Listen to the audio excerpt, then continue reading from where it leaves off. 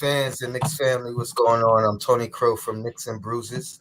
I'm Stephanie from the Queen's Court and Dope Soul Sports Talk. That's right, and this is the crossover, aka the cutting room floor. That's right. That's right. with the Queen starting her own show, also still doing Queen's Court. I got Knicks and Bruises. We all on MBK fam, nothing but Knicks. We Definitely. got so much content out there. We decided we're gonna focus this particular show on kind of filling in anything we missed throughout the other shows. So hence Yeah. cutting room floor.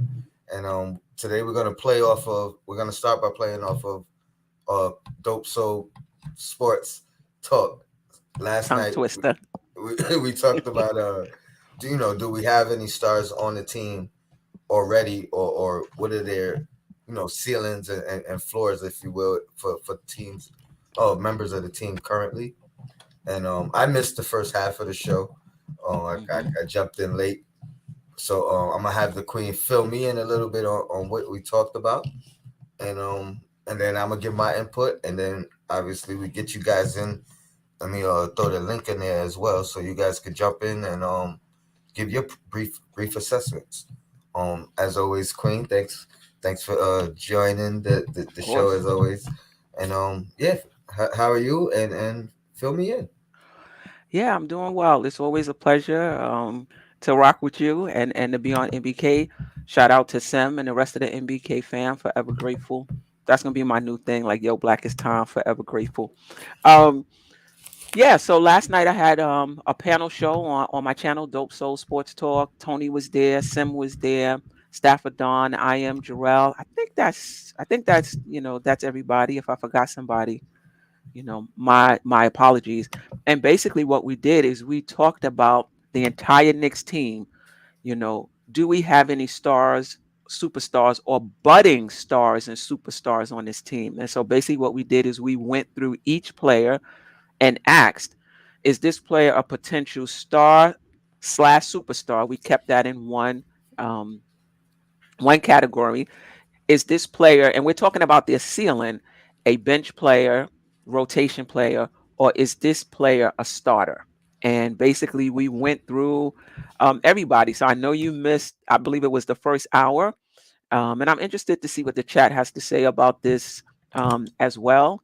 So, as far as the bench, I think we were pretty much in agreement. And I dropped the link in the chat for those who want to go to the channel and see the full panel. It was a dope show if I and could say and so myself. and like and subscribe, of course, if you And like haven't. and subscribe as well.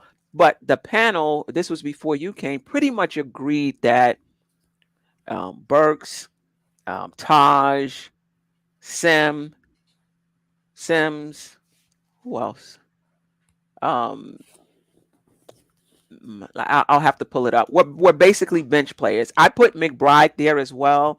I think there was some contention. Some thought he may be, a starter at some point. Noel, I had as a starter. Some people thought he was a bench player, and then we went through each player. So yeah, I mean, we can definitely talk about that. I'm interested in what the chat thinks as well.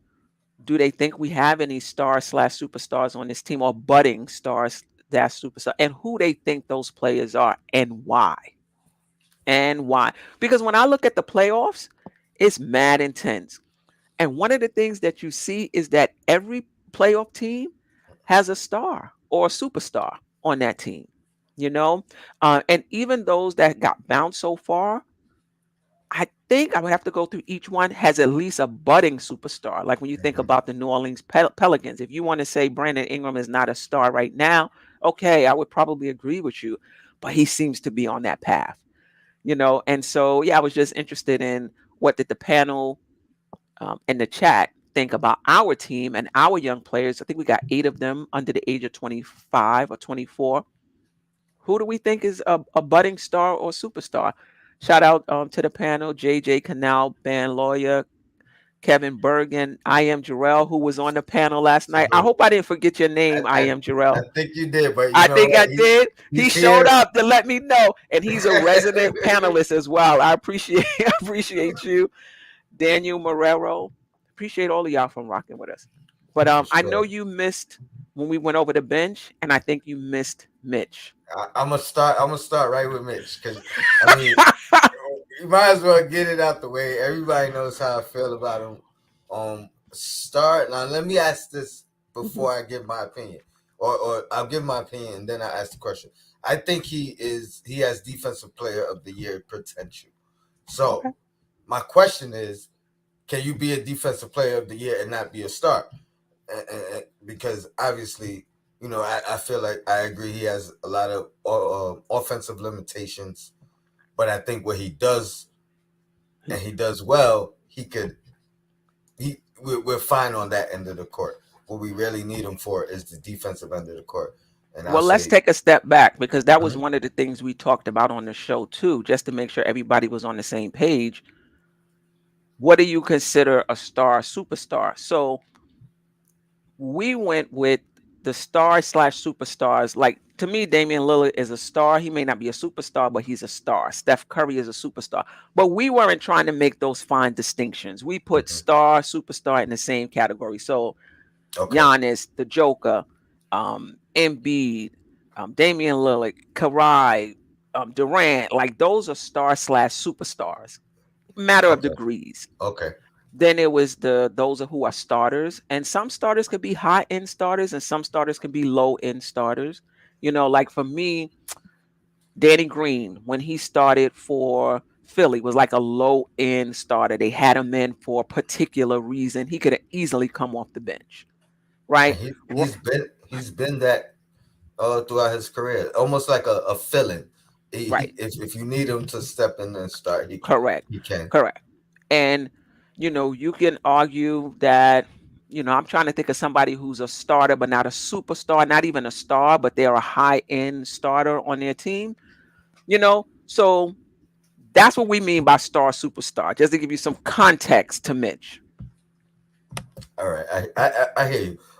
Shout out JJ. He says no stars on his team. But we're And I talking think about ceiling though, feeling, not right now. and that's what I was going to point out. I think we're projecting and saying potential to reach that. Potential. And again, I'll start with Mitch. Defensive player of the year potential. I think he has it. I think he can reach that level. And to backtrack a little bit, I've always said you can be you can be a all star and a star. You can't be a star if you haven't been an all star. And to become a superstar, like you can't even reach superstardom without some type of playoff performance. I think that's what critiques superstardom to me personally. Hmm. Hmm. So I don't care if you never made the playoffs. I don't think you could be a superstar at all. And then based off your performance in the playoffs will determine if you can reach superstardom. So as of this, I mean, obviously we don't have a superstar on the team. Does anyone on the team have superstar potential? But even star potential. Well, I don't okay. even know if we I, even have, I, because and for me, they're in the same category for the purpose of this discussion. okay. So we'll keep it like that. I think we have four guys that have star slash superstar potential. Wow. Um, I do, Wow. I Okay. do, All right. and I I'm and interested in what the chat has to say about this. and I was talking about the hot take for a couple of days now, right? And I think I'm gonna let it out tonight. I'm gonna let it out tonight. Um, so star potential on the team, RJ Barrett. I think he has it. Um, I also think as far as his floor, it's the highest of pretty much anybody on our team. Meaning, if he doesn't reach a star level, he will have. He's definitely going to be full time starter for the career. Hmm. Um, but somebody who impacts the game throughout his career. even if Mm-hmm. he doesn't make an all-star, doesn't become a star. But I think he has the potential. And then at the very least, I think he will make a all-star team. You know what I mean? In his career. Um,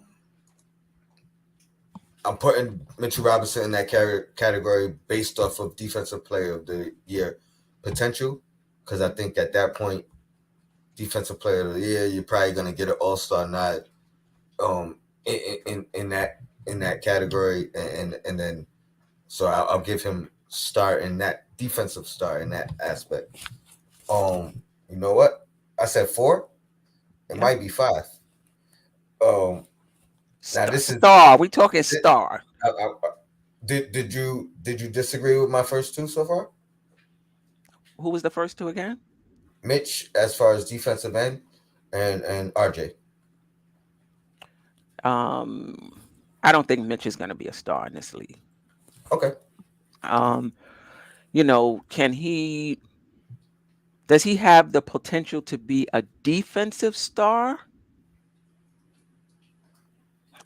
I want to say yes because I've seen flashes, but after 4 years, I've only seen marginal improvement over each year. Fair enough. I would say no, but I think RJ has the potential to be a star. Okay. Fair enough. But the fact that you said the defensive part, that's the only reason why I'm including Mitch. I'm selecting that off of Hmm. defensive player of the year potential. Um, maybe that doesn't qualify. Maybe it does. But do you consider Gobert a star in this league? And that's why I asked the question from the beginning. Maybe we'll put that as a caveat, as not Okay. star, but defensive player of the year potential. I'm giving him that. I'm Okay. sticking with I'm sticking with that. You don't have to agree. You know Yeah, what I mean? of course. Oh, But oh, and I don't. um, I'm gonna give um Obi Toppin Oh, some love. okay. Okay. Now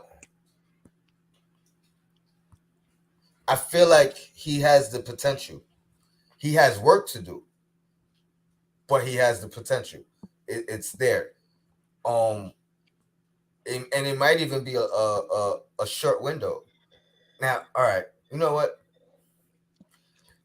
Starter. Starter. Roll it back. Can he make a but can he make an all star team? I think so. He can make an That all-star team, doesn't so make him so a star though. okay. So let me add that category, and Hmm. I'm gonna put him in a he can make an all star team category. Yes, he can make an all-star team. I'll put quickly in that same category. He can Both make of an them, all-star team. both Hmm. of those guys, I think, um, they have some dynamic things to them that we don't have on the team anywhere else. No doubt. Um, Obi with the excitement, the lob threats, the running the floor. Yep.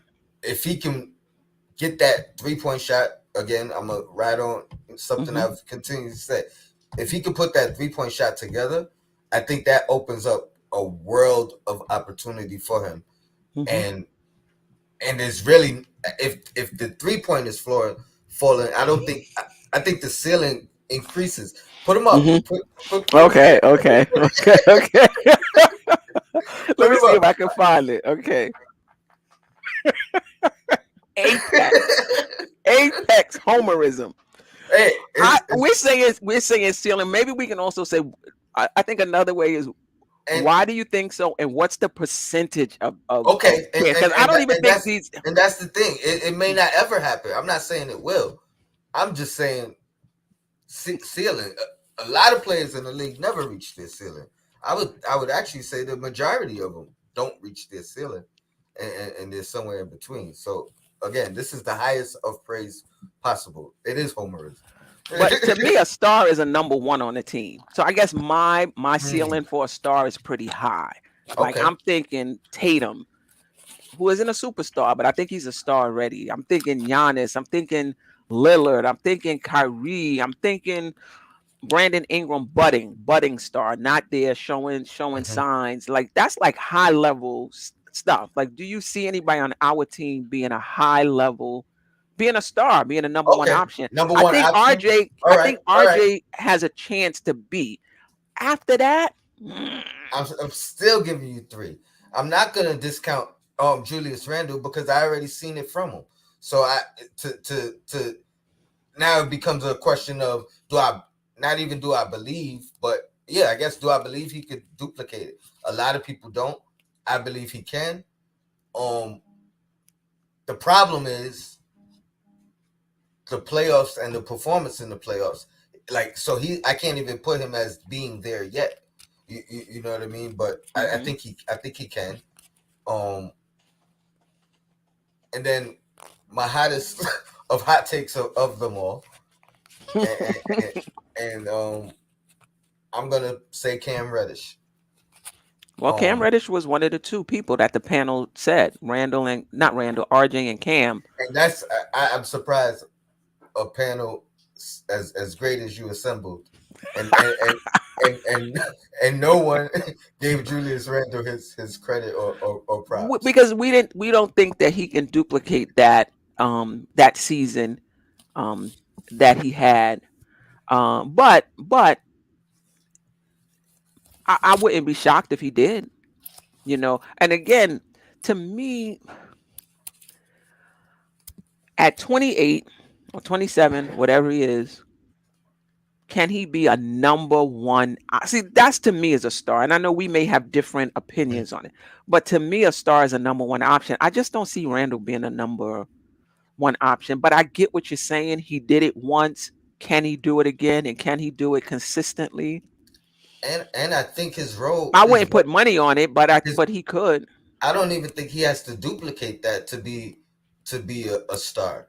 No, he doesn't have to I duplicate it. would prefer him be the offensive star and not necessarily the all around end or be all of the team's progression. So take some of those duties away from him, and I argue he can definitely be the number one guy on this team. You know what I mean? Nah, I'm talking about a number one guy in the league. You I you mean, know you can have somebody that's not a star and be the number one on their team. well, You know, you could be a star and that doesn't make you like championship contender. but that's not what you. So is that But part of on the but star? on a team you can like you don't think Donovan Mitchell can be a number one on a championship team? You don't think? Oh well, Tatum already is a number I, one on a championship contending team. I'm I not don't. saying they're not going to need help. They're going to need help, no doubt about it. But what I mean, can you be the best player on a championship contending team if the organization put the right pieces around you? My question is, can you be the star player if your team is not a championship contender? Because that's the argument with Randall right now of what is the ceiling of the team with him as the number one option. I think that I don't even think that's I don't even for me I don't think that's the question with Randall. I don't think it's because of the team. The team is not there because of him. You know what I mean? That's a big reason So why we so here we didn't make the playoffs because Randall um had a statistically okay season. so let me um rephrase. Let me ask this: with you guys leaving him out, right? And The bar was high, is why he got left out for star superstar. but he would still be a part of the team, He of the three theoretically. categories, he would be a starter, and even a high end starter. Okay. But I mean, you could disagree. This is just this is I just what mean, were I hear thinking. you. No, Yeah, like a star. I just don't see him as well, let me. a star. But I get what you're saying. He was a star last season. Can he? Doesn't have to duplicate it totally in terms of those numbers, but can he be like if he see? I'm not even talking about numbers per Mhm. se. I'm just talking about his role on a team Okay. and elevating the team. Can Let me, he do that consistently? so my question to you would be, and then I'm gonna move on from him. Um, Mhm. because the way I'm looking at it, why I say yes, could Mhm. he be part of a big three? He that's the way. can. He So can. But a so star to me is the number one. So in a big three, you don't look at it as the like three stars on one team. That's the way I'm looking at it. Now every one of those stars, like could he be the Bosch of the big three? And then I don't. if you say yes, does that mean Bosch wasn't I a didn't see star? Bosch as a star though. Okay, okay, You okay. know, I So mean, but listen, we just have different definitions. We just have I, different definitions. Like Draymond is probably number three on Golden State. I don't see Draymond as a star. I as don't a see star, okay. him being able to lead his own So team. so basically, a star would probably have to. This is a great discussion for Yeah, it's something just else different because, opinions on what it means to be a star. It doesn't have to be the same. but And I'm interested in the chat. my, What does being a star mean to you? Do you have to be the number one option? Can you be the number three option on the team and be a star? What's your definition of a star? We're gonna drop the link in a little bit for those who want to pop on and give your opinions on. Do you think the Knicks have any budding stars on this team whose ceiling they can become a star or superstar in a few years? yeah, I definitely would put, and that's the other thing. If we break it up, I wouldn't put Randle anywhere near the superstar ceiling. Like he's not even in that window. But star, I think he's in the window. He can reach it. No But cap, I'm not. I said for the purposes of this discussion, star and superstar is in the same category. We don't need to tease it out. Star, superstar, starter, bench, rotation player, role but player, as bench as role far player. as my hot take, and this was actually a view that I had prior to the draft of RJ Cam Reddish. I liked Cam Reddish more.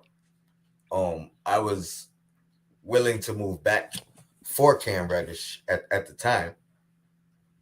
I still think Cam Reddish has a higher ceiling than RJ Barrett. Um, it's, it's a hot take. I think he has the potential. He has all the tools to I don't be even think that's a a, hot take. a, I think he does have a higher ceiling. a superstar in this league. Now he has to put it together. But as far as the physical attributes, Mhm. the things he's capable within his game, his bag, the fluidity. You know what I mean? It's not robotic. It's not mechanical. It's Mhm. very loose and natural. His game. Right. Um, it's actually it just needs to be tightened up a little bit. Right. And now a lot of that is gonna fall down into the mentality. And that's the thing. He has the ceiling, but what's the chances? Like I think he has a ceiling to be a star superstar. I think the chances are low, in my opinion. I I think RJ Barrett has a even though his ceiling might be low, lower if you will. I think RJ has a better chance of to being a reach his star in to this reach his league ceiling. than Cam. Now, a part of that, I truly believe this, and it's about opportunity. It's about and not saying it's too late or anything of that nature, but sometimes luck and opportunity. Somebody says success is when luck and opportunity meet, and I believe that in the sense that a lot of times where you're drafted, who's on your team, who's ahead of you, who's behind you, your mentor. It's like it's so many different factors that could factor into someone, especially popping immediately or having Hmm. to take the long road into kind of finding themselves and becoming themselves. I think it's going to be a longer path for Cam to even reach his floor than it is for RJ. But part of that is based off his path and things Right. that were beyond his control. Now you have to control the things you can control. But And what's beyond but this is what I think. If you got it, you got it. I mean, I think this idea that the coach is holding you back or the opportunity is, you create your own opportunities. You got game, you put in the floor, they put the ball in your hand, they could see you right off the bat that you I, that guy. I agree You with know, that 100%. But the coach does control that. You know what I mean? Like, but a coach is gonna see somebody pop in and be like, "Nah, I'm not playing him." you don't think, and I hate to say this because I defend Tibbs and things of that nature, but I look at, Mhm. you don't think a coach's philosophy may determine some of these things, or even a coach's favorite. I hate to do this because it feeds into some of the I negatives don't think so. that I fight against Yeah, on this I particular don't think team. so. Not But if you that guy. Not if you that guy. If you one of those middle of the road guys, then yeah, the coach might say, yeah, he got the talent, but this guy is smarter. This guy fits into our scheme better. Even though he's a little more talented, I think I'm gonna go with him because he fits the coaches will do that.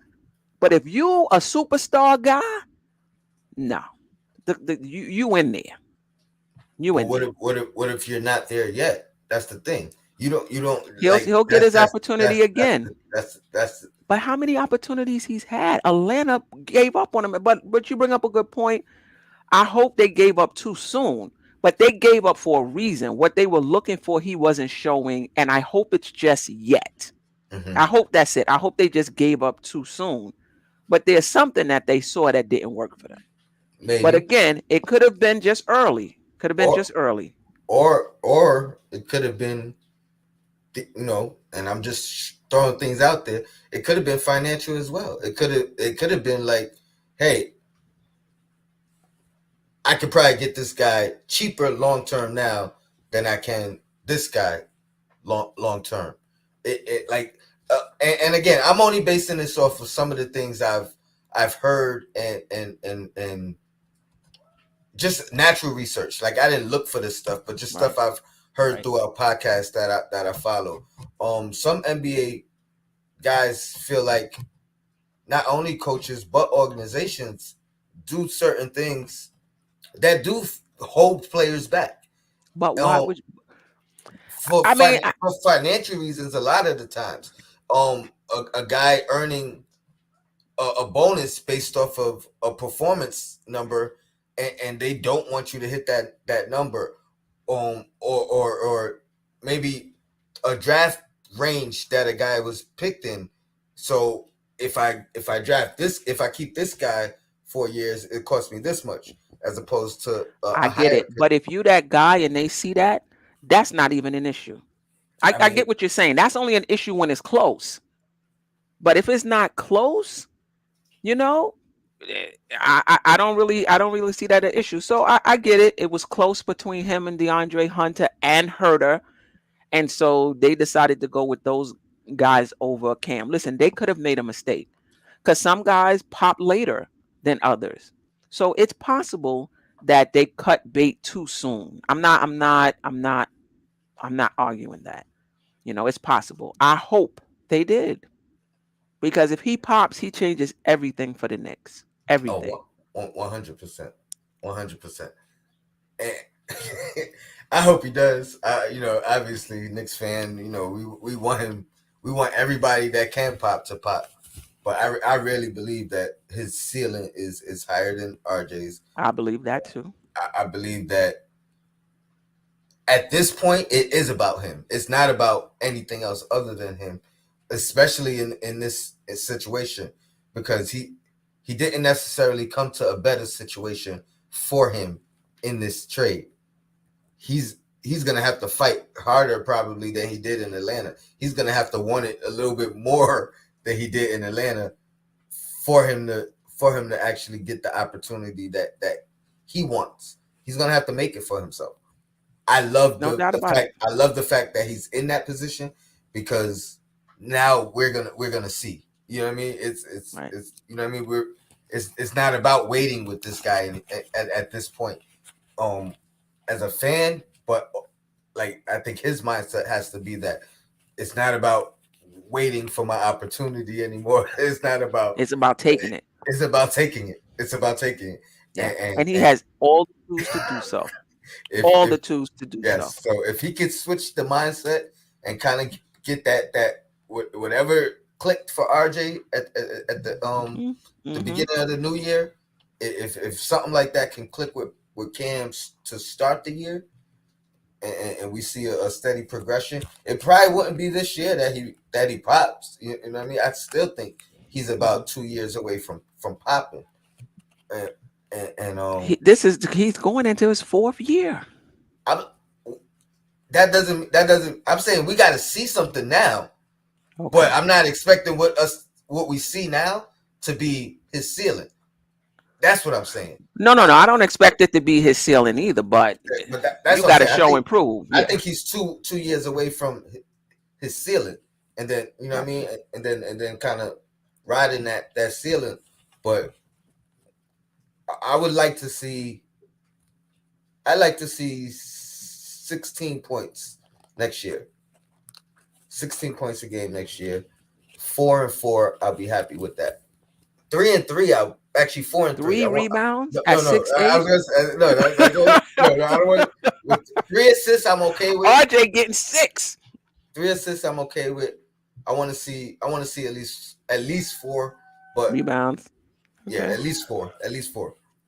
Okay. But I want 16, 4-3. Okay. 16, 4 and Okay. 3, and then an obvious improvement, an obvious jump the following year.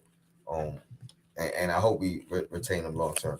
So Yeah. I'll go Randle, RJ, Cam as star potential on the team. Um, Yeah. I mean, I see that. I would say RJ has the best chance, and I would say Cam and Randall low chances of doing it. Um, but is still possible. Randall, I don't know. Yeah. RJ, I would say, yeah, I can't argue too much with that. I just don't think Randall is going to be a star in this league.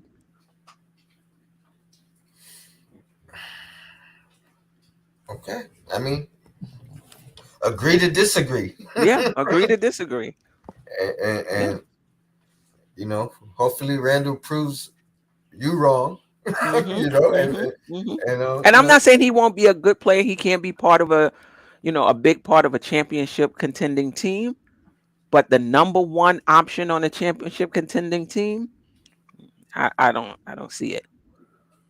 But yeah, I agree, Sherman. I don't think DeJounte Murray is an overall star, but he's a star for the Spurs. okay, Look at that, 29-8. that's his numbers on the season. Hmm.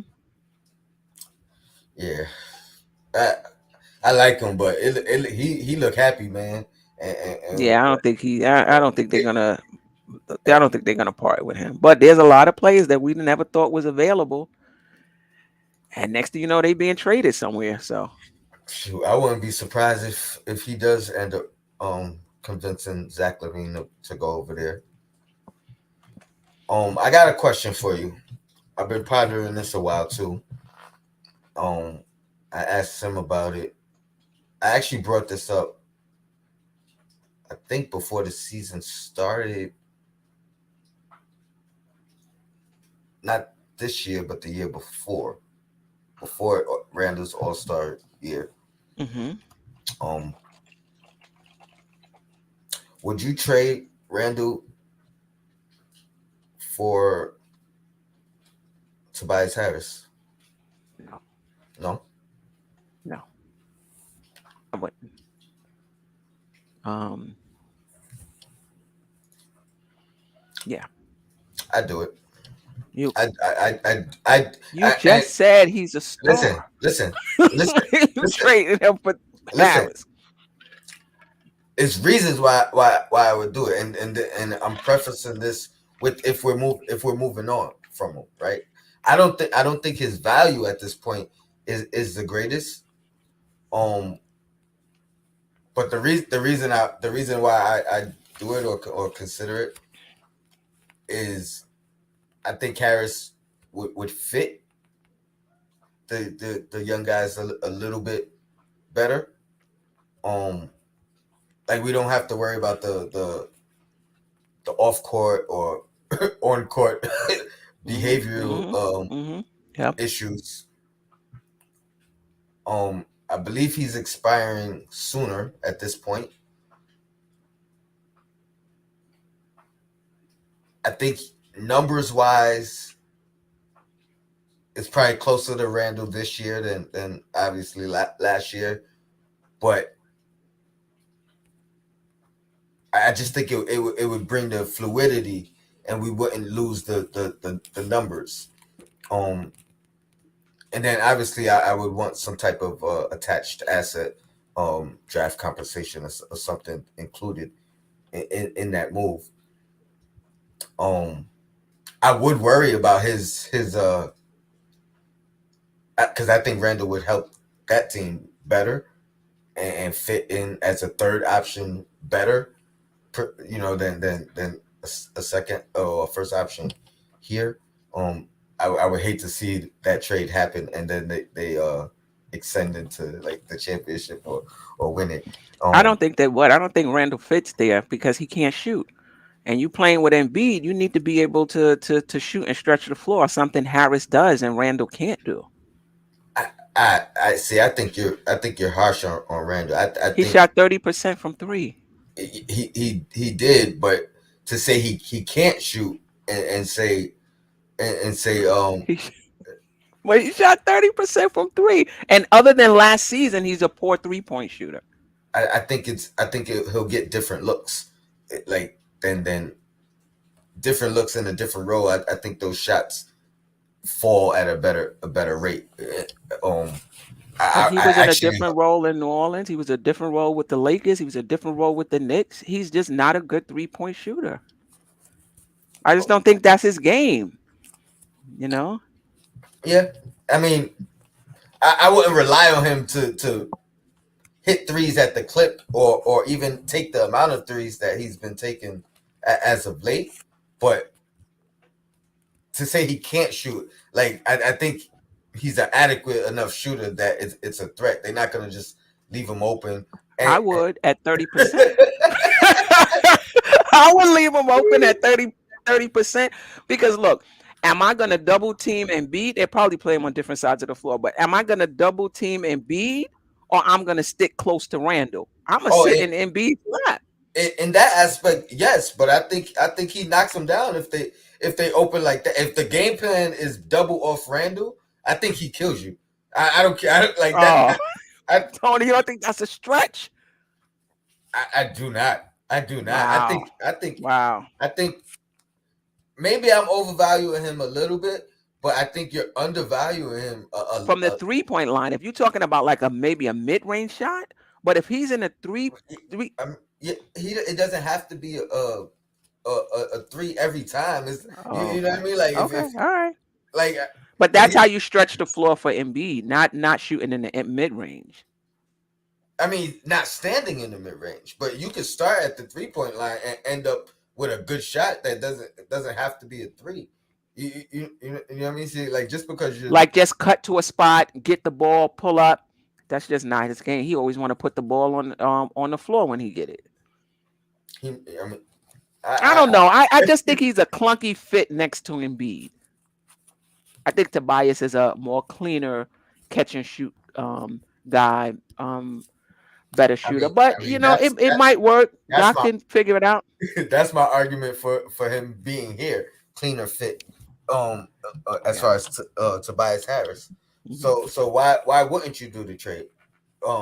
As on the Knicks side. I mean, if it's just about a shorter contract, you really want to get rid of him. He has a shorter contract. I would do it. But just say they had the same length of contracts. I don't really see Tobias Harris as being a better player than Randle. Do you see him being a better fit? Because sometimes. But a better fit with what? With the roster currently constructed, that. I mean, if you're gonna turn it over, a lot of times that changes. Excuse me, the whole. I mean, if Randle a better player for a better fit and be a better no team. doubt about it. No, yeah. I think the load goes to RJ then because Harris is not that guy. Harris doesn't have the gravity that a Randle has, that they're going to be double teaming off of him, where the other players have open shots and things like. He doesn't have that type of gravity. Now it's RJ. Everything shifts to RJ, and Harris is playing off of what he can get, in my opinion, out of that offense. I don't see Harris as a number one go-to guy. I just don't. I could be wrong, but I I, just don't see him that way. I wasn't necessarily putting him in Randall's role coming to the team. Um, Okay. but I think he could fit in. When I say like a 2 man or a 3 man, like he could fit into that structure of one of the top three guys, 2 3 guys on the team. But I wouldn't Yeah. necessarily Yeah. He run could. run it through him. And to be honest, if he came in and Tibbs said he's our guy, I still think it might fit better if he was the first option um to make the reads off of double teams and things of that nature. I think he could fit in that role. I I think don't. Randall even struggled in that role, and I don't think Tobias Harris is as talented as Randall is. Mm, I mean, I would have argued that they're not that That far far off apart. off from Okay. each other. The Okay. the mo- the bigger deterrent from Harris for me over the past couple of years was his contract more than him as a player or his game. I think he's a super talented guy. To be honest, I think Okay. some of his skill set is not even on display there. I will say this: he lacks the killer instinct. I don't know if he has the killer instinct to come in and try to be a number one guy. You know what I mean? He's more of a fit in Mhm. mindset kind of guy than I want to take. You know what I mean? I want to be the number one guy, but I think Mhm. he has the ability to take the last shot. You know what I mean? To create his own shot, to make the right reads. Like he has the full package of game. He's Mhm. another one that it kind of falls on mentality for me that held him back or holds him back from being who his potential, reaching his full potential. Um, but again, maybe I'm looking I don't at know. I have to take a look at Harris again. I mean, I know when he was in, LA with Doc, he played very well. You know, there. I don't know. He might have even been an All Star. that, and that Um, might have been the closest he's ever been to being the he's number one guy. yeah. Um, I'm not saying he's not talented. He just doesn't. I don't know. He just doesn't come across um as that guy. But Randall isn't either. But I will say this: Randall get himself together. Tobias get himself together. I just think Randall's more talented. But the big caveat is get yourself together. That's a big caveat.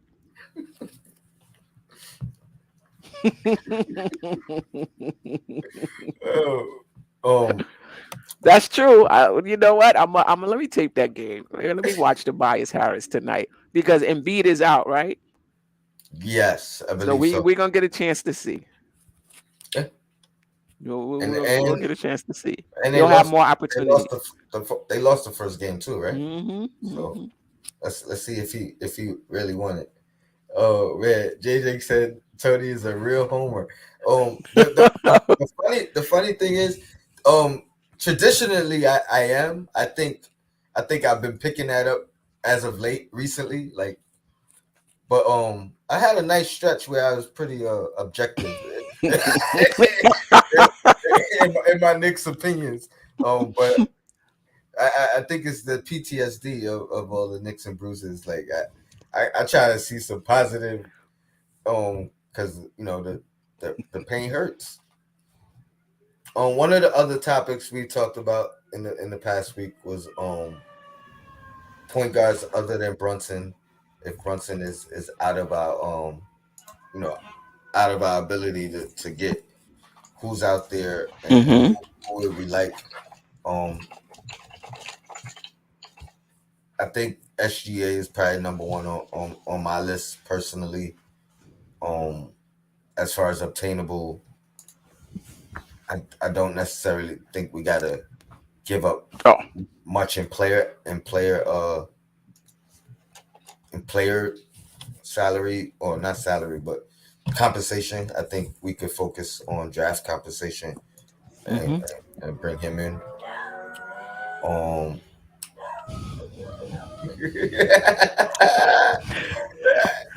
maybe that's my part of my master my master plan. Throw out these trade ideas to make people say, I'll deal with it. Um, but yeah, I mean, chat. are we talking about what's gettable? I don't know if you know, shout out to Rayology. Is SGA potentially available? So like I could see how Brunson could be available. I could see how Colin Sexton could be available. I could see how Rubio could be available. Rubio is unrestricted, I believe, free agent. Yeah, he's a free agent.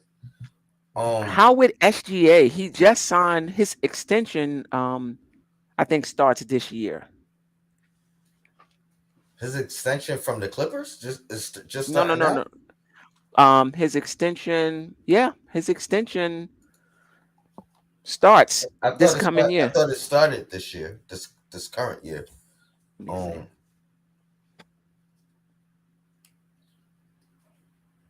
or this past year, I should say, Let me see. You might be right. because that was from the Clippers, and Mm-hmm.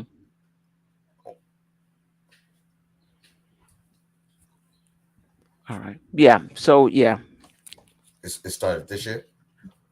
it started already, but let Yeah, me see.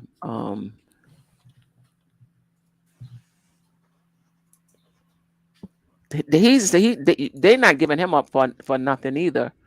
Um, it starts this year coming, this season coming. It starts. oh, okay. Let me. That's the first year of it. Do you think there 30.5 million. was that like a deterrent when you when you I'm said? just saying, it's just something to take into consideration. You got 30 for him. You got 25 to 36 for RJ. Okay.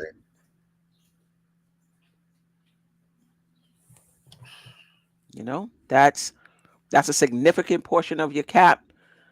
You can go over the cap to sign, you know, players, but are you paying luxury tax?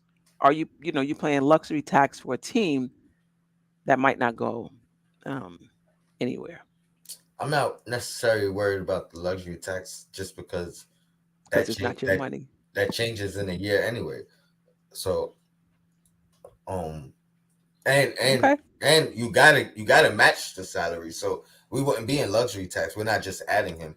You know what I mean? That we got to send back those, probably those expirants but that's the point. to That would have work. opened up cap, Okay. right? So Yeah. now you're giving that So to SGA. So you locked in. Um, but he's a good player. I can't argue with him about him. Can you get better value than 30 million? or cheaper, same value with cheaper. Is there a cheaper option out there? I mean, I think Sexton would be. Sexton you is could about argue. to be he's extension eligible as well. No, I, I want to say he's gonna be unrestricted. I'll tell you right now. I thought.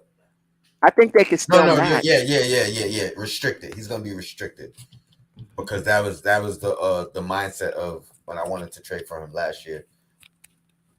Like The we can let him. qualifying offer for next season is 7.2 million. Yeah, he's not taking that. And and He's the gonna be restricted. right. So if he doesn't take that, he'll be a restricted free agent. Yeah, he's gonna be restricted. But I don't know Um, if the Knicks would have to free up money to even make an offer. true. or work out a sign and trade. or work out a signing trade. Um, and then what is his? What do you think his contract is looking like moving forward? Obviously, Huh. more than a qualifying. What are you willing to give on a guy that's like I like Sexton. What is he willing to take? My question is how much is it cost? And I haven't seen him yet. You know what I Yeah. mean? I haven't seen him post injury yet. So those are my bigger questions with getting him. If we can get him at 10 on a prove it, you know what I You mean? think he's I signing a just $10 million deal? I I think think there'll be a team willing to pay him more than that.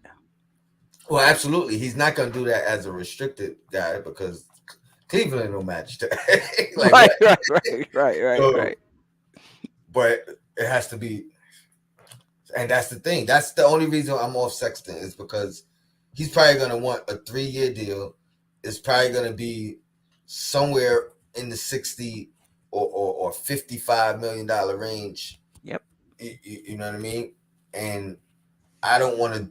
I think that's too big of a risk for me personally. But it's Um, a meniscus though. Like, it's not an ACL. It's, let me see if there's anything on his injury.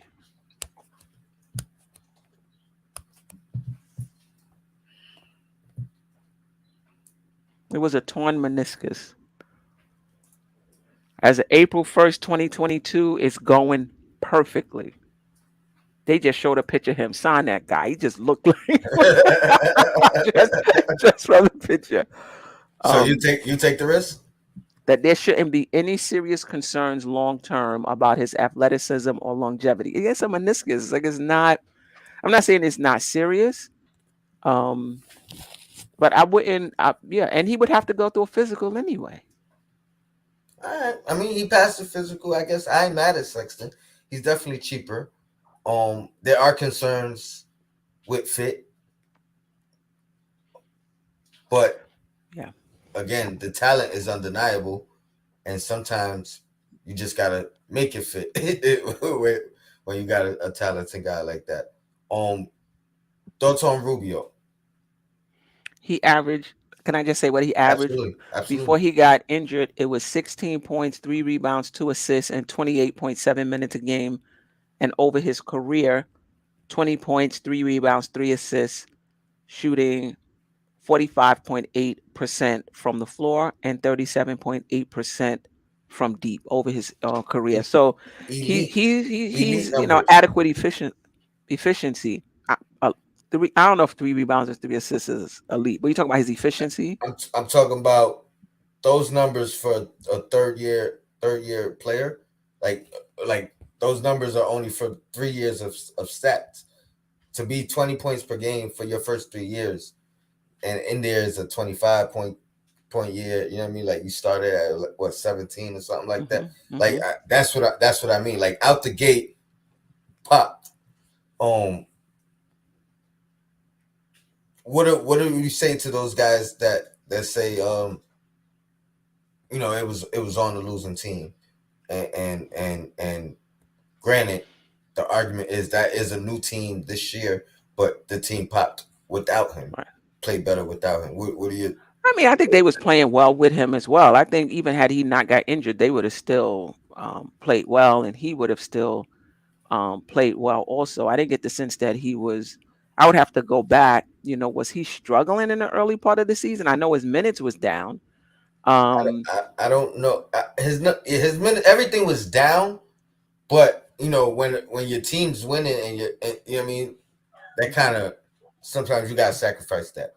But right, but correct. the argument that those 3 seasons prior, were meaningless stats. So Listen, meaningless numbers. listen. We high on RJ, and other than last year, we was losing too. So I mean, I think, and his skill is his skill. I think the concern coming from a losing team, and this is for anybody, including those on our team, is, do you know how to win? Do you know how to approach the game? Are you taking care of your body? You know how to approach practice? Do you know how to approach film? Do you take your job seriously? What's your IQ and feel for the game? Um, I think that's important. And I don't know if you lose that because you're on a losing team, maybe. Yeah, yeah. And he could be a good defender. He's only 6'1" though, so he's Yeah, not a big guard by any stretch. good wingspan. But I mean, I like him. I think he has all the talent in the world. I would like for him to be a better facilitator, but again, Just maybe don't think that's his on game. on this team, you know, we have other guys that can facilitate. It brings a different dynamic that we haven't seen in some years. I mean, like a legit scoring point guard. Um, if you had to choose and you had the option between him and Brunson, um, Oh, that's a tough. which way would That's you a go that's a right that's there? a tough choice. Let me just Bricks Nation trade D Rose. Don't sign any point guards. Force Tibbs to play IQ and Rokas at point guard. Let's for once truly find out what we have. I mean, the only thing I'll say about that is I don't think you should be forced to find out who you have. I think you play a person because you know what you have, because you've seen them play in practice, you've seen them play in scrimmages, you've seen them play in games. And even if they haven't reached their full potential, you have a feeling that this guy is ready. Yeah, That's why you put him out there, not to find out who he is, I, but to confirm what you think you already know. I think this guy is ready. yeah. The organization, the front office, they should not be forcing Tibbs anything. I think the player himself, the players themselves, they need to force Tibbs. They need to make Tibbs make a difficult choice because Right, you out there killing, and then you know what I mean. right, Like you said earlier, Queen. You know the coach is not going. Let the guy dwindle there while he's killing everybody in practice and every opportunity he gets. That's how you get forced. That's how you force the coach as the player put right. that work in and make him make a decision. But I'm We with gotta him. I'm with him with starting IQ. I ain't mad at that if that happens. Sexton is a bad defender. He might be, but I think he has the tools to be a good defender. Sexton does not pass. He can be tunnel vision um at times. And there was another Sexton comment. Sexton will open the floor up. We running up and down. That would benefit all our players. Yeah, I believe that's I would agree with that. Sexton should focus on becoming a lockdown defender. He definitely has the Tools, tools to do that. And and some like, that's what I was gonna say about Sexton. mhm, When he's engaged, you know what I mean. Totally different defender. Like right, when he has some type of grudge or let it be like down the stretch and hmm, you need to stop, like those moments he steps up for. right, Um, I can't I haven't watched a lot of full games, so I don't know right, how his defense is throughout the game. But I know right, when it's crunch time, when it's time for defense, you hmm, need to stop down the stretch. He's up for the task. right, You know what I mean? He's not gonna right, back down from it. right. Can he play in a different role though? Because in Cleveland before this year, he was like the number, like he had the freedom to do, play the game however he liked Prior to this year, you're saying? prior to this year. And he would have to share with Randle if he's still there, RJ if he's still there. I don't think he would be the first option to be able to just come down and do what he wants to do. So it'll probably be a an adjustment. Do you Um, think he needs that ball in his hand though? Does he need to be the decision maker to flourish? Like can and that's another question. I think, I didn't watch much of Cleveland early in the year, but this mhm. probably was the first time where he had to kind of figure that out. Yeah, Um, yeah, yeah. I so that's a learning curve on a new team of impatient fans. Hmm, hmm. Shout out to Shy Powers in the building. all I've been saying, play the youth for 2 years and see how our young stock grows. Listen, that's up to the front office in Dolan. We was talking about that on Blanche Tears earlier. Shout out to Uncle Freezy and those guys who I shared the panel with. You know, Dolan brought in, the he moved on from the past front office because they weren't winning. He brought in this front office, and I'm sure he sat down with Leon Rose and asked, "What's your plan? To bring us this chip, to bring us back into prominence, and what have you." I'm not sure.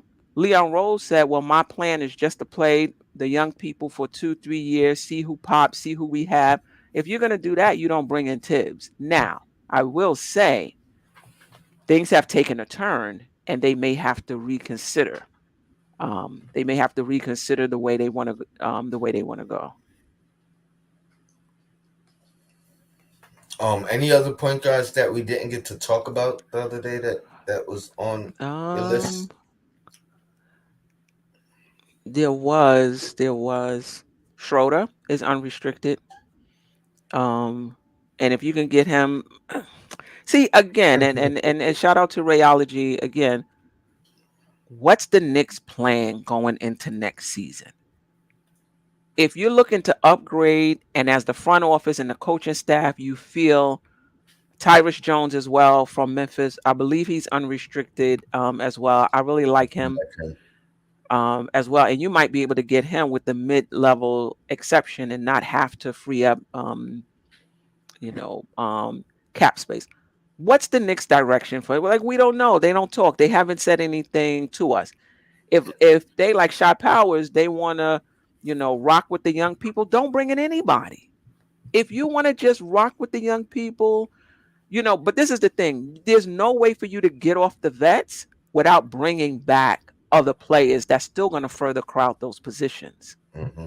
You're not trading Randle for all of these guys for like over the hill guys and draft picks. So you're going to bring back, especially for Randle, you're going to bring back somebody else that could potentially start at the 1, at the 3, at the 4, at the 5, and it crowds it crowds the position. But yeah, if the Knicks are like, let's just see. Let's just see what we got, then start quickly. But I think if they decide that, they bringing this team back. I don't think they're trading off all of these vets like a lot of people want and rocking with the young guys. We've talked about this before. If they're going to do that, they're going to bring this entire team back for the most part, you know. Um and again, it depends on what they're trying to do. If you're trying to get to the playoffs, in my opinion, I don't think Quickly is ready yet. I still think he has some work to do as far as his decision making and shot selection in that starting lineup, and another year is not going to hurt him. If the Knicks sign Jones, you already know the Zion Tuck is gonna go on all year long. I like Jones. I He's like him short too. too. He's I like six him one. too. We I got like a. him There's too. not a lot of big guards. It seems like available. I like him too. I mean, the knockdown shooter, um, high basketball IQ, good decision making. You and does he can he unlock some can he unlock more RJ? You know what I mean? Like wow, Well, what I like about Jones is he's short, but so is Brunson. So is Sexton. He's cerebral. He's a playmaker. Like his assist to turnover ratio, it has to be elite. Like one turnover in like 23, 24 minutes. The only thing with him is that he started in Jaw's absence and did a good job. They were like 20 something and 2 or something like that with mm-hmm. Jaw, and he was a big part of it. He played very well in his absence. He's not a Sexton. He's not that guy. But in terms of running the team, organizing, knowing what to do, he's that guy. And I think that's what we really need, to be and honest. I was just gonna say that it goes back to my whole question with the Harris thing. Sometimes the better player is not as good as the better fit for the team. Sometimes you can if you got two options, this guy's better, but this guy fits better. You know what I mean? Right. Sometimes you got to go with the guy who's not as good but fits better. I think Right. I agree with you. I think he's just a guy that fits because number one, he doesn't have to. He's one of those guys that could stand next to three other stars, right? Like in Mhm. college, Mhm. and Mhm. and and and be right there with them, but also be kind of like the spotlight is not on him. You know what I mean? Like Mhm. he's vital. He's a guy that's vital to the success, but doesn't necessarily get the acclaim or the Right. accolades Right. or the headlines. And he's done that college. He's done that in the NBA. He's right next to arguably the biggest young superstar in the league, Mhm. and can come in and fill a role, can play with him and be effective. Mhm. You know what I mean? And had some big moments now, playoff experience now, and he doesn't seem phased. That's another thing that I really like about him. He didn't seem phased in college either. Um,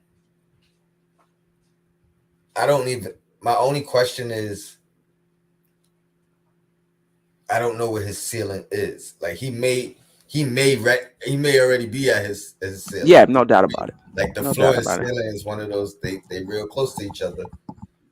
It's not that far away from each other. The floor and ceiling they could almost touch. Like, Yeah. No, no, no, true. True.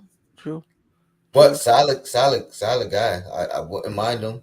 Think he's cheaper than probably all the other options He is. we've discussed. Yeah. And you don't have the question marks of how does he fit? What does he have to augment his game to fill a role? Like no, he Mhm. just come in and be himself. Right. You know what I Right. mean? Right. Right. And I agree. I think that's what we need more than anything. Um, I'm high on Sexton. I've been high on him. I think Rubio would fit better just because he doesn't have to. Um, he could just come in and be himself. He doesn't have Right. to augment his game or his role to kind of fit what's here. And same thing with Jones. Right. Um, I think Brunson fits that mold as well. Um, Yeah. I don't know. It it it it all starts with the direction the Knicks front office wants to go in. That's what's going to decide um, the choices that they make. And it's just it's just as simple as that. If they feel like, Freezy made the point that this team could have made the play in had certain things broke right. And so they may see that as well and want to run it back. They may see that as well and want to run it back with a tweak here or there. Well, if that's their mindset, I hope they're thinking we could have made the playoffs if things went different. And I hope they're not thinking play in and let's Right. you know what I mean. Let's bring it back.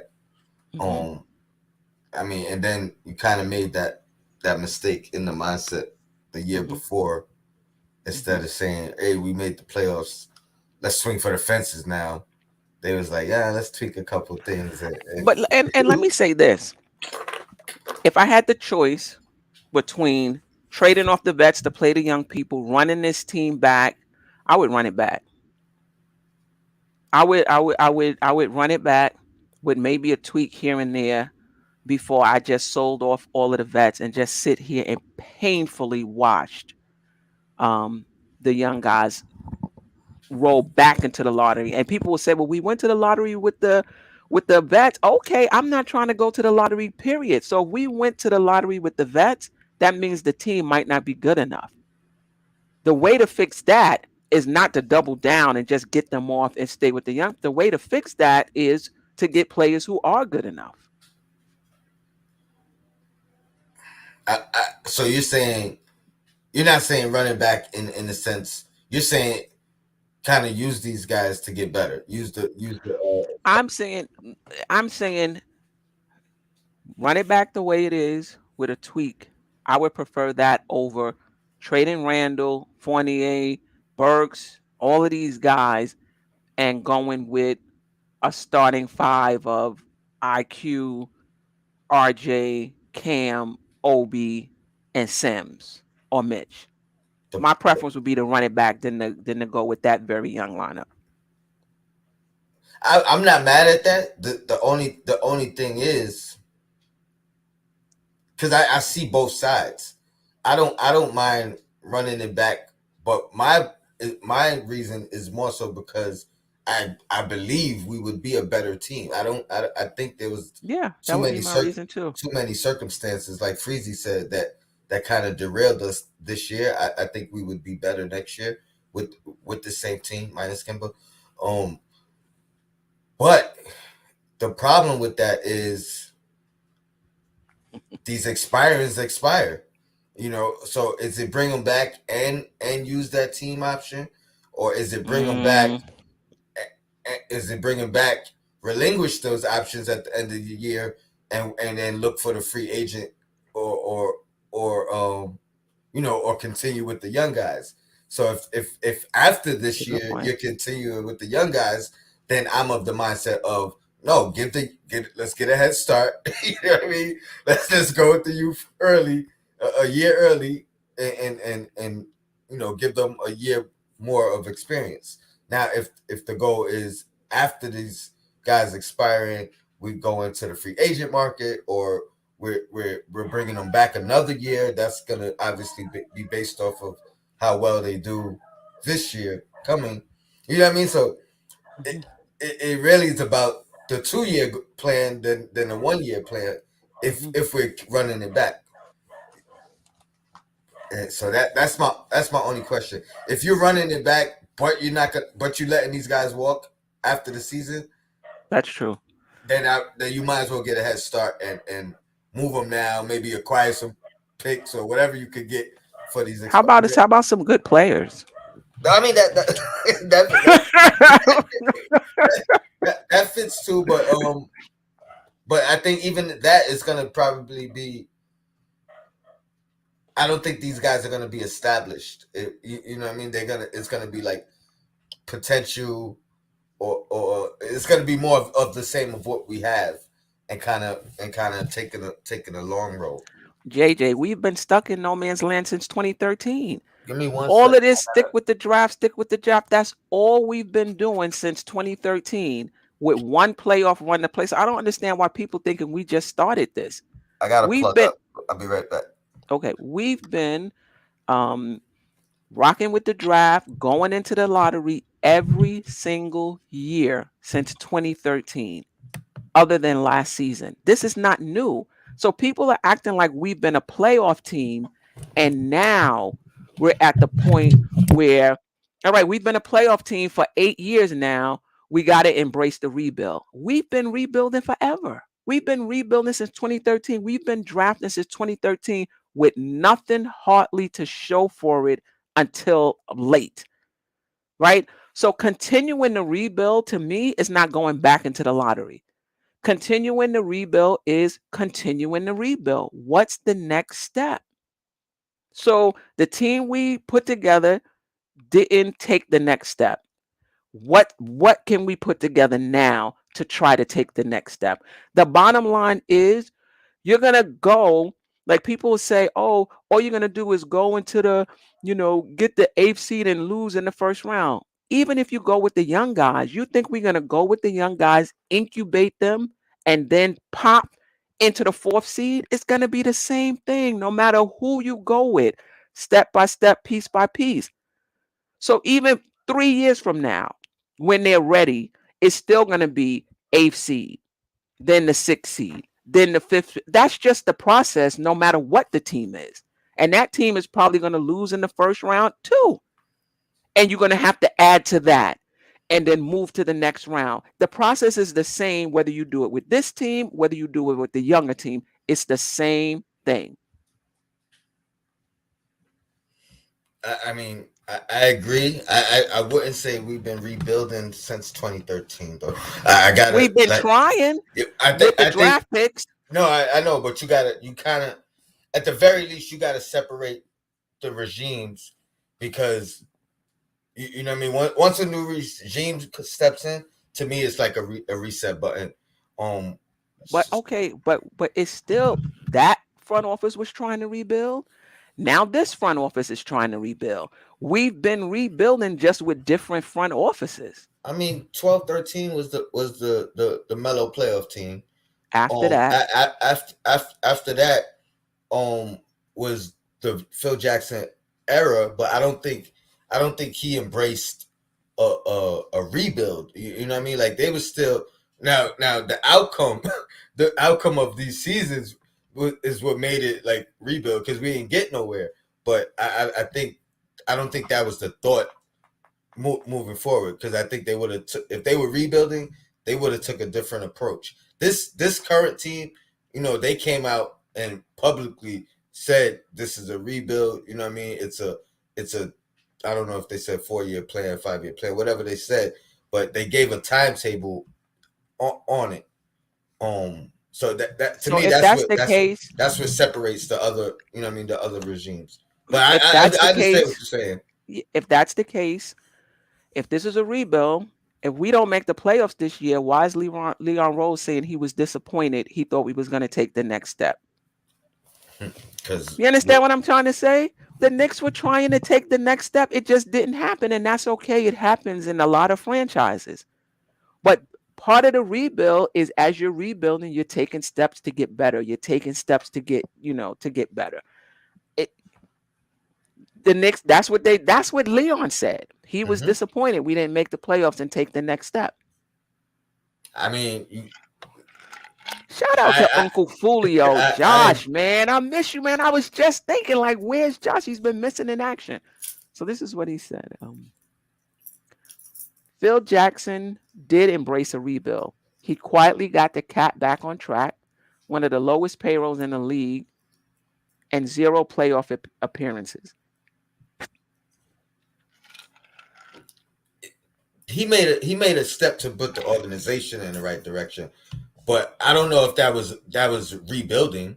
That was setting a foundation for a rebuild, but he didn't. Rebuilding would have been letting Melo walk. Rebuilding would have been, acquiring more draft picks rather than just keeping our own. I'll give him credit for keeping our draft picks, but that's the only thing that I can give Phil Jackson credit for in But the his question entire. is, was he trying to rebuild? I don't think so. I don't think so. Rebuilding would have been moving on from Melo, and trying to acquire more. Even the trade of Melo, and I don't know if you're gonna directly attribute that to Phil Jackson, but I think he did have a part of it, even though he was gone. You know what I mean? He devalued Melo to the point of look at the return we got for him. You know what I mean? Like But Josh, that's what I'm saying. That's part of the rebuild is to build and take steps. That's so that's you part of the rebuild. You could take step in the mid. That's part of a rebuild is to take the next step. That's how you build, and you're building, you're building, you're building, you're taking steps. It's the same thing, in my opinion. It's just semantics. But somebody said something about name me a player we drafted in cat, but they weren't good enough. Name me a player that we drafted and let go that became a star. They weren't nobody good enough. no That's no why we didn't nobody sign them. yeah, nobody became a star, but I do think they excelled the roles that they had for us. Now, granted, most of them went to better teams, played with better teammates, and I think that And had a lot to do with their success. But I don't think any one of them has become a star. That is a fact. They've all became uh um team players. You know what I mean? Role role, players. yeah, role players. So I mean, if you want, you could say that they did a good job not handing out money to players that they thought wasn't gonna be good. Unless you're saying that they thought they were gonna be good and they just didn't sign them, and it just happened to work out that way that they didn't But become good there is players. an argument that the collective of the guys we didn't bring back would have made us a better team than not selecting them, and some of the routes we went in their replacements, if you will, you know what I mean? Like I thought we should have kept Ariza based off his potential. I really liked and honestly the biggest movement was really that Melo trade. You know what I mean? The biggest movement of collective, like, guys that really were productive in the NBA were the guys we moved for Melo. You know what I mean? You talk about Gallinari, uh, Tyson Chandler, even Moscow briefly. We didn't. We Wilson Chandler, Wilson Chandler. What did I say? Tyson. Yeah, Wilson Chandler. Yeah, Wilson Chandler. You know what I mean? Like that was probably the largest collective, and even letting David Lee walk for the cap space. But that was probably the largest collective of guys that we let go that became adequate, at least adequate players, maybe all-star appearance. Right. Here But and had they there. stayed on this team, I'm sure a lot of us would have been like, dang, they didn't become the players we thought, and we could have had Melo. you know, and we could have had Melo.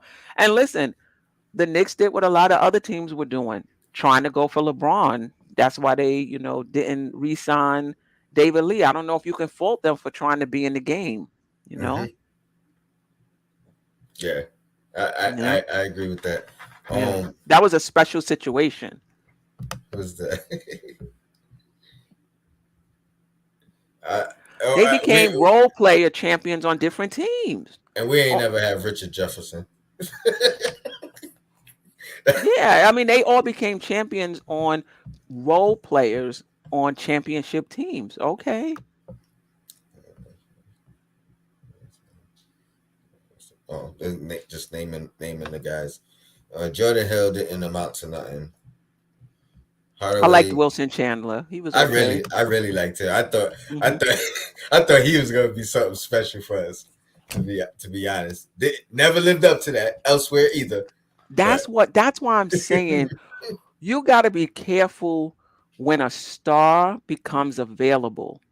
You really have to ask yourself, do I think this guy is going to be that? Because you're taking a chance. If you let that star go by, that guy doesn't become a star, you missed out on the opportunity. But there's no way to know. There's no way to know. D Public Enemy Channing Frye, he's another one.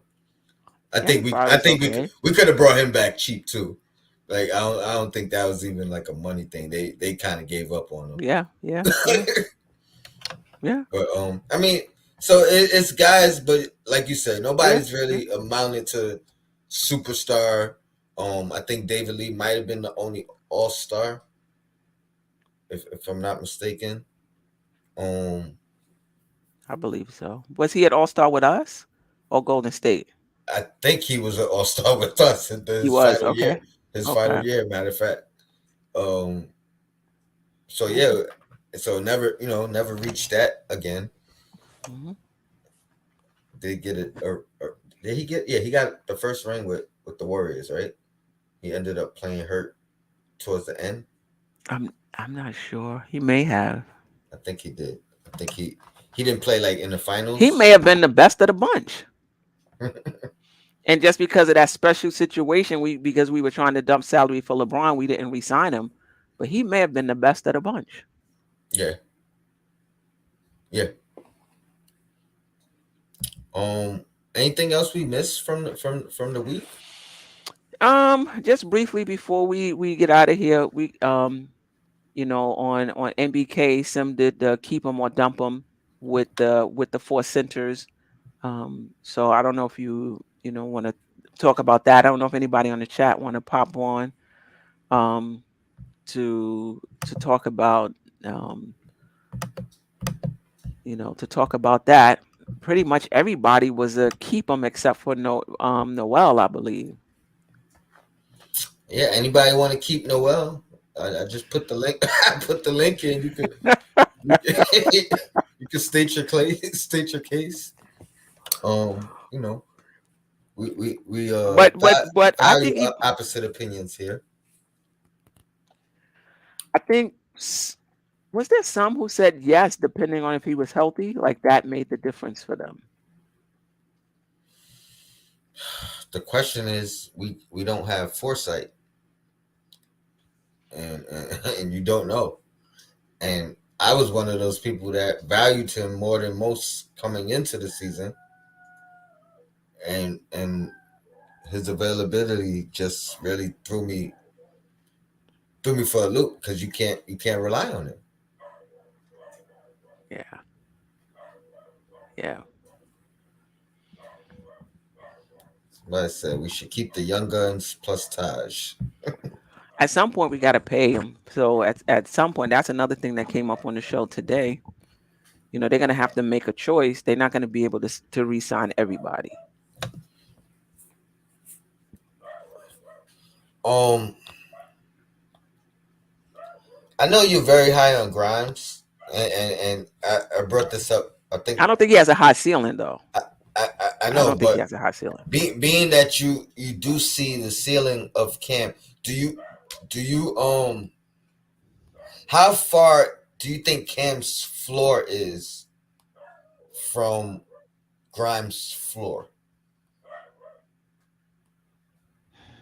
And I say that I would have to because, see. I would have like, to see him more. I just haven't seen him enough to be able to say, what his floor is. I think that, like we talked about with Grimes, his ceiling is not high, but you know what you get in game in and game out. I don't think we know what we're getting from Cam game in and game out. We know his skill set, but that's different from production, game in and game out, where you know what you're gonna get. Um, but I don't I have a problem with Cam. If the Knicks decided to trade Grimes and they wanted to take a chance on Cam's upside, I don't have a problem with that. I think Cam definitely has a high. He has probably one of the highest upsides on the team, yeah, I think it no might. doubt about it. So yeah, It might to me, I think it is the highest ceiling yeah. on this. But what's the chances of him reaching it? That's the question.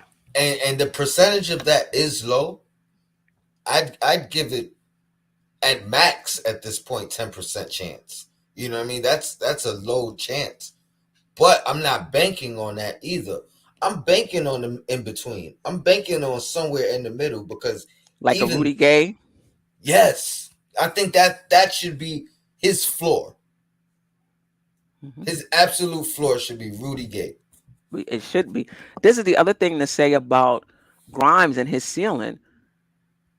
I'm saying it's low, but if he develops his ball handling and he That, starts going to the rim, that that yeah, elevates his ceiling as well. So yeah, it could change for both of them. that changes things 100. And that's honestly the biggest thing that separates them for me is number one, height, which Grimes can't change, right? But But they play different positions. So 6'5" but at a small a shooting guard is not but bad. but that's my thing. It's also because Cam can play arguably three positions, guard arguably four positions, and Grimes it drops to two, and guarding arguably three. But if he could develop the ball handling to where he can play some point guard, that changes my dynamic. To But I why mean, does he have to kind play point guard? Even if he can do that at the two position. agreed. That helps, but again, it's just it opens up more opportunity for you. More, you know what I mean? Like I'm not saying he has to be able to be plugged in there is valuable. You know what I mean? I hold value in that. Mhm. So if he could slot there, one if he could elevate to a full time point guard because his ball handle improved that much, then I don't think his that's his position. his I don't his think that's what his his ceiling value is. his ceiling goes up though. It could, but that's not his position. I don't really see him as a point guard, even with because there's more than going a point guard, just being able to dribble the ball. It's his vision, it's being able to lead, it's being able, it's so much that goes into it. I think that's Um, the main thing that limits him into doing all that other thing. I think his I vision's don't pretty good. I think his decision making is pretty good. I think the fact that he can't handle the ball as well, he can't use those attributes because he's not in a position to. You know what I mean? Like he I has to use it from understand, the position he's in. but what's wrong with being a 6'5" guard in this league that can handle the ball, get to the basket? Like, what's wrong with that? I mean, that's what Bradley Beal does. You put him at point guard in a pinch, but he's an off guard that can shoot the ball. Grimes plays better. I'm not comparing them, but you putting the ball on the floor just makes you more valuable at your position. But Bill is a perfect example because it wasn't until he started utilizing the point guard ability that his actual stock, his actual game elevated. It blossomed. You know, but that's not the only way for it to blossom. You can still blossom just playing the two position. I agree, but that's why I'm saying Bill was a perfect example of what I'm looking at. He don't like Bill don't have to play the point. He's not a natural point. The fact that he has that ability, like that made me value him a lot more than previously. And that's what I'm saying about Grimes. If he could develop that, I think it skyrockets his. But what if he doesn't? Then I'm fine with. I think you can still have a high ceiling without being able to play the point guard. You can still have a high ceiling as a shooting guard and not be 100% right. 100% right. But if you add that, then the ceiling raises. That's all I'm saying. Like it. You got it. Never has to play point guard. His ceiling is still going to be high. But we've already seen him do that, so we know right. He can, but I'm saying even if he never did. So if Harden never played the point guard, and what we saw right now, we only saw it at the 2 guard. That lowers his ceiling. Wow. Okay. All right. And you muted. Okay. Not saying. I'm not speaking in hindsight. I'm saying if we didn't see it, he wouldn't have been able to be the Harden that we've seen. Because he didn't play the point guard? Yes, it took D'Antoni saying, I'm going to utilize you here for him to blossom into who he became. Tony, I agree with you. But what I'm saying is that's not the only path to being a superstar at the shooting guard position. Yes, playing the point guard helped both of their games develop to a superstar, but that's not the only way to become a superstar is playing the point guard, being able to play that position. I'm not arguing that at all. I'm not arguing that at all. I'm just saying if you can, it makes it even better. It makes it even well. If you can, I don't know if it makes it better, but we can just use you in different positions. But if you just a shooting guard, superstar shooting guard, and you can't play the point, but you a superstar or we good. We can find a point guard. And then you have to do that. Like I think Devin Booker is another prime example. You're gonna have to do that. Like they brought Chris Paul in and blossom. Booker's still who he. You know what I mean? He's still who he was, if not arguably better. But at the same time, imagine Devin Booker is starting to pick up some of these things from Chris Paul, and now a year from now, 2 years, Paul retires, and now Booker has. I'm not arguing that it makes you more versatile. I'm not arguing that it makes you more versatile, but I'm just saying if he gets his ball handling tightens up, and he can get to the rim, and he gets a mid range, that elevates his ceiling. For me, saying his ceiling is low and he has a high floor, he can elevate his ceiling just like Cam can elevate his floor. I agree. Oh, we got Jay Boogie in the wind. Jay Boogies, thank you for joining the show. Salute, my brother. What hot takes you got? What you want to talk about? I just wanted to say what up. You ever been like if you was in an apartment complex or a building or anywhere by a cookout, somebody was cooking up something, you was like, man, it smells good. Somebody doing some serious cooking. So I'm watching the game, and that's what I was getting out my phone. I'm like, yo, let me look and see who cooking. And I said that my brother, my sister, they out there cooking. So I just wanted to come, rock with y'all for a minute. What's happening with y'all? Shout out to the chat. Good. Appreciate you for joining us. Always a pleasure. No doubt.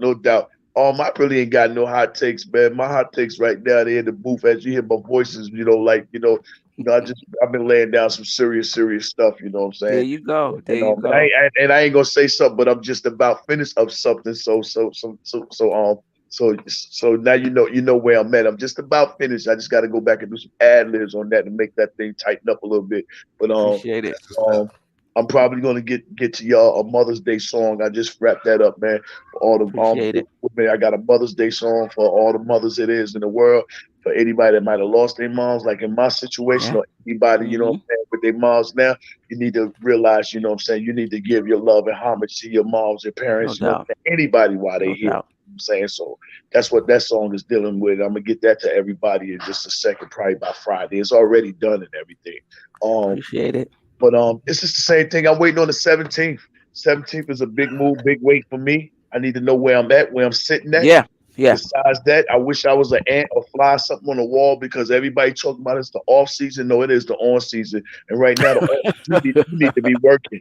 You need to be figuring out what is plan B, what is plan C, what is plan D. You need to be figuring out what type of moves. And reason why I started with those letters of the alphabets because just in case plan A doesn't work, like we don't did so many numerous times, they didn't work, they didn't have a backup plan.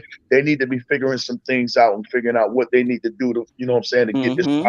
turning it into the right direction. So yeah, I'm Mm-hmm. waiting on the office right now, and I'm gonna help that situation. I'm gonna be there at the summer league, and I'm gonna be asking myself. Oh man. So I'll be there in July. I think it's in July, something like that. You know what I'm Yeah. saying? Yeah. So I'm going to go check that out, man. But besides the same rumors and the things that's going on with Donovan Mitchell, Mm-hmm. I love that situation, but I got to get out of that until you get like James Harden say, "Yo, let me get here." You know what I'm saying? Then all that's just hearsay. You know what I'm saying? Right. Be Yeah. about what is that Rudy thing? I'm not trying to spend over $200 million on a dude that's just going to be, Nah. you know what I'm saying, a 2000 version of Marvin Webster. You know what I'm saying? You might as well call him after he get his knee braces and all that stuff. I don't want Rudy on this team. You know what I'm saying? And I think Mm-hmm. I'm okay with staying pat if we don't force nothing. If it's don't force, don't do like you did last year. You know, we jumped out the window last year, you know what I'm saying, making a leap to go do some things we didn't have to do. Now, we'd have had everybody come back, you know what I'm saying, especially Bullet come back from last season. We would have But had a you don't bad think the fan base would have went crazy if we would have brought Alfred Payton back here? I think most of the fan base was saying we needed to make changes. You would have been all season. right with that? No, that's why I said Bullet. You know, I emphasize Bullet. You know what I'm saying? I'm not a Peyton. I'm not a Peyton fan. I was on the show with Legion the other day, and I was letting him know. Listen, let me tell y'all where we at. We are so starving for a point guard. We had Alfred Payton, and if you look over there on the Phoenix Suns bench, I showed him 3 times while we was on the show. They was celebrating. He did not even go to their celebration. And this is who we had starting. He can't even get off. Forget getting in the game. He can't even get to the celebration on the benches with them. You know. So we in desperate need as a leader. You know. And I hear y'all talking about leaders. You know what I'm saying? Of certain players. James Harden would have been a star anyway in this league because he does too much on the court, whether he played point or not. He'd have been that because he has a handle. And once you have a handle and you can create your own shot and you can shoot, you can do pretty much anything it is in the league. You know Anything you what I'm saying? want. And you don't have to just be a point guard. You know what I'm saying? It's multiple players that are stars in this league and they're not, point guard. But James Harden was on the rise. And that's another reason why he left. Not because of the money situation so much, but he really felt like, yo, I can go and do my own thing. So, you know what I'm This saying? is when he was in OKC. Yeah. You know what I'm saying? So he moved on because he believed in his talents. He believed in his talents and all. And his, his talents showcased that he can do some things. So um right now he just don't look good in the playoffs. You know, he's trying to swing right now, but hey, here's what it is. But I want some leaders on this team, man. Them guys out there in the playoffs right now, they turning up. You They see it? turning up.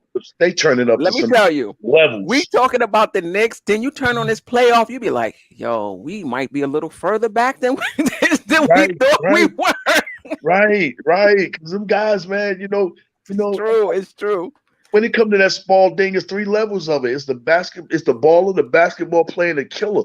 You look at, Yeah. these guys, Yeah. they going on higher levels, and we don't have Another that level. We guy. don't. We don't. and some of them got multiple guys that can go there, man. Yeah, that's what you. And when you Jalen think Brown, about all of the crazy. games we lost because we didn't have a closer. Yep, not having finishers, and when you need that, man. It's kind of like a, you have an opening, a middle, and an ending, and that's what we need. We need a serious book on our roster. We need some open, and we need a middle to keep it tight. And you need a good ending. And if the ending is good enough, guess what? They make part two. You know what I'm saying? So, Right. Yeah. situations going on. Office, get us right, office. You don't think we have a killer on our team, No. or a potential killer on our team? Nah. By killer, you mean somebody that's gonna close in the waning moments of the game when we need a bucket, game is on the line, we're gonna get a ball to that person and they gonna get it. Nah, not yet. No. Potential. Back to that first topic we was talking about. Potentially, RJ can be that. Potentially, he can. Think Huh? You think Quickly could? But part of closing is making it. Well, if you ain't got to make a decision, all you got to do is just try to get a basket. I think he can do that. But those guys, I mean, can he do it? Because he's shooting 39%. You got to shoot a little better than that as well. Mm-hmm. But yeah, potentially. Now Quickly is surrounded by a bunch of guys that know how to cut and move, and the ball don't stick. He can do a lot of things.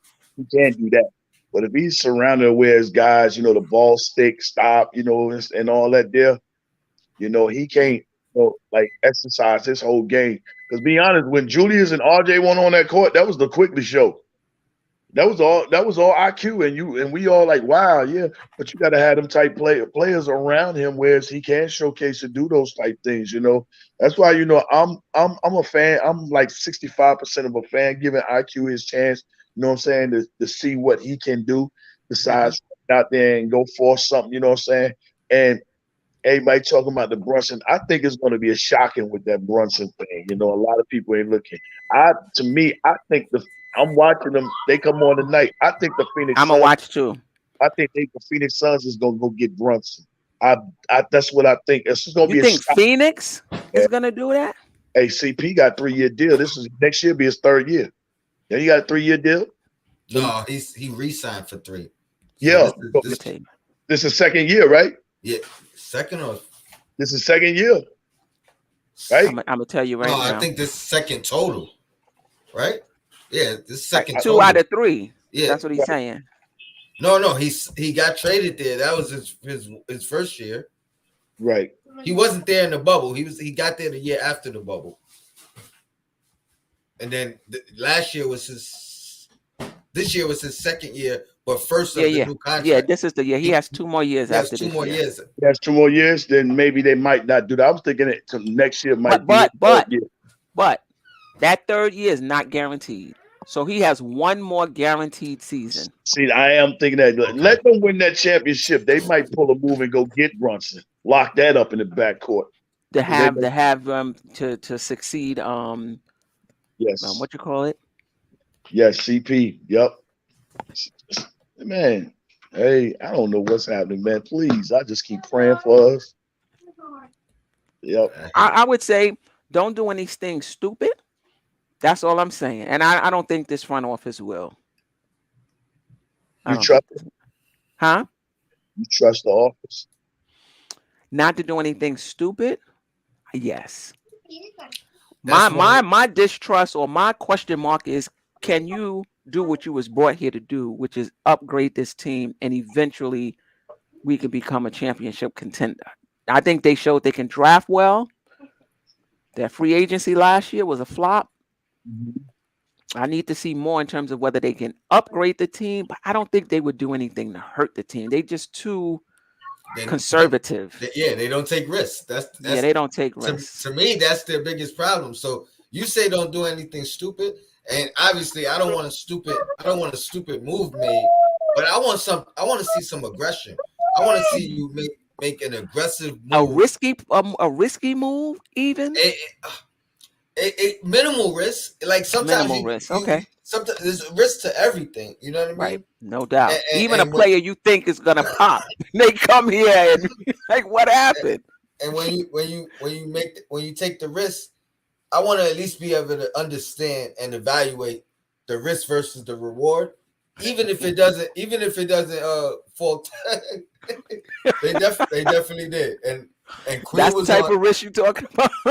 See, don't do that to me. Don't do that to me because I was for the risk and you wasn't, I and wasn't for the risk and, because it was and you unnecessary because and we you had was cap space. and you If was we right. was in a situation where we didn't have it, then yeah, you know. The thing that sucked is even knowing that I would have preferred to give that money to Schroeder. I didn't think Schroeder was gonna accept that money. You know what I mean? Even with that, like there's options that I would have preferred. I thought they was valued more, or they would have had a bigger Right, contract. So like I didn't. right. So I he's don't want it available. for 20 million, but for 6 million, I would have took it. Yeah. So he's available this year. Are you going to get him? How much is gonna cost? If it costs us the same as Kimba or less, yeah, absolutely. I, Okay. absolutely. He's Now, not that far removed from being in the money the running for 6 man of the year. I think it was 2 years ago. Right. So he can play. I don't know about these players who have these great seasons and then he's not far removed from turning down 84 million too, and betting on himself. Yep. Yep. And then when I asked you that question, I asked you that question because I am myself a fan of Schroeder. I always been. I thought really. Schroeder, Okay. I love Schroeder's game. You know, he's gonna play hard. You know, he's gonna play on both ends of the floor. You know what I'm saying? He can hit the tray and he can, you know what I'm saying? He fits Tom type offense, that high pick and roll thing, and he can get into the gaps and he could penetrate, you know what I'm saying? So, you know, I've been a fan of Schroeder. I like his game. You know, ever since he took old boy spot over there in Atlanta. You know, I like the Schroeder game. You know, we could have definitely went after him and got him, you know, and been happy for a few years. He at least would have got us to the 23 draft to get somebody to come in, you know, and come behind him. Like Yeah. a short term contract. Yes, ma'am. How old is he? Let me see. 27. Really? He's that young? Schroeder? Yeah. I'm pretty sure he's 27. 28. He'll be 29 in September. Okay. September 15th. You know, if we didn't have Derrick Rose, I wouldn't mind Rondo.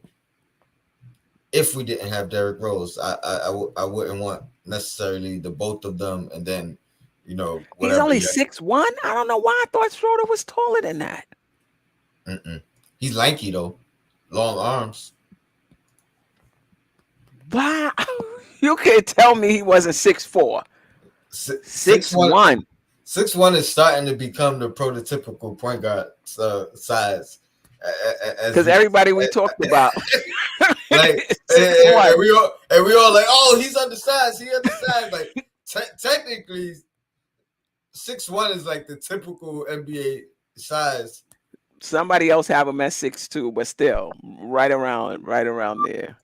I'm just trying to figure out what is so much of being undersized when it's a guard driven league right now.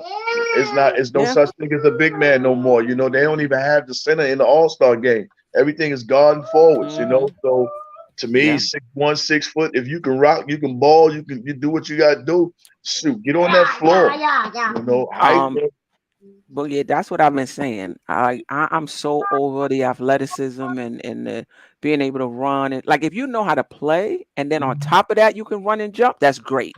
Right. But just getting excited because somebody can run and jump, or they have a long wingspan, I'm over it. I need to see if you can ball. I need to see that you know how to play, that you're smart, you can get, because we've seen players with lack athleticism be able to get to their spots and get their shots. Exactly. You know? Exactly. I take somebody with hard work that has heart and talent over somebody that has talent and athleticism anytime. No doubt. Heart plays a big part with me. If you ain't And got you no miss heart, out. on players when you just focusing on athleticism. That's right. And just like that's y'all man, y'all talking about. Y'all up there talking about him. Who's Talking that? compare him and RJ. He can't compare to RJ, Cam. You know what I'm saying? And he cannot. He matter of fact, the only way he can get right, he gotta say what the song is, don't you carry nothing that might be a We load. alone. He go down. Cam need to go see the Wizard of Oz and get hard. All that talent and all that don't mean nothing if he ain't got no heart. And that's what RJ has over him. His heart. You know, he gotta want it. He's sitting there with somebody. He got to show me something coming in here. Day one, he got to show me something because you got a team that wanted you, went to go get you, and you got a spot open at the 3 that you can take. Right. Yeah. Yeah. So you're right. He might have a higher upside, but can he get it? Can he get to that? Can he, can he reach it? Oh, I don't know about foreigners. I mean, listen. You could be from another country and be able to rock. You know. That's the one right there. Why were you always on a budget? and that might be the aggressive move we need.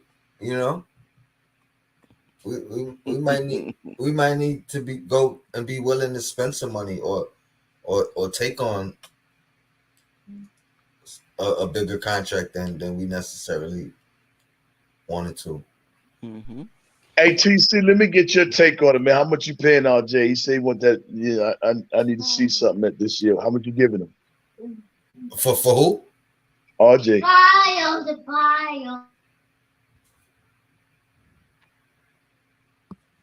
I give him 5 years is the most years, right? Mm-hmm. I give him 5 years, 100. 100. You giving him 20 million per? That's 20.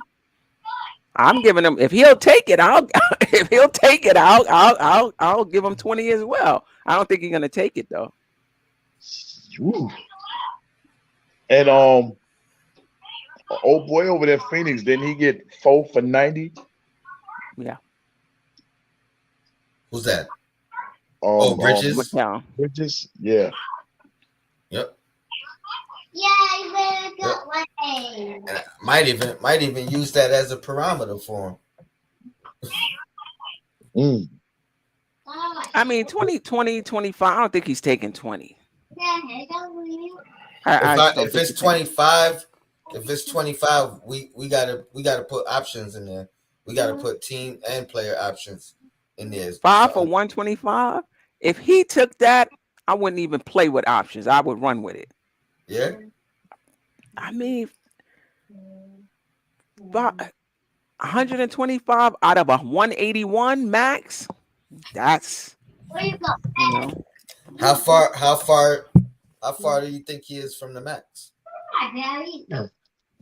What's your max for him? 125. 150 would be the absolute max for me. That's 30 of it. That's 30 a year. That's right? A lot. That's a lot because he still has some growing to do. I give him the opportunity to hit that. You know what I mean? With incentives. Yeah. Like we gotta get out the first round.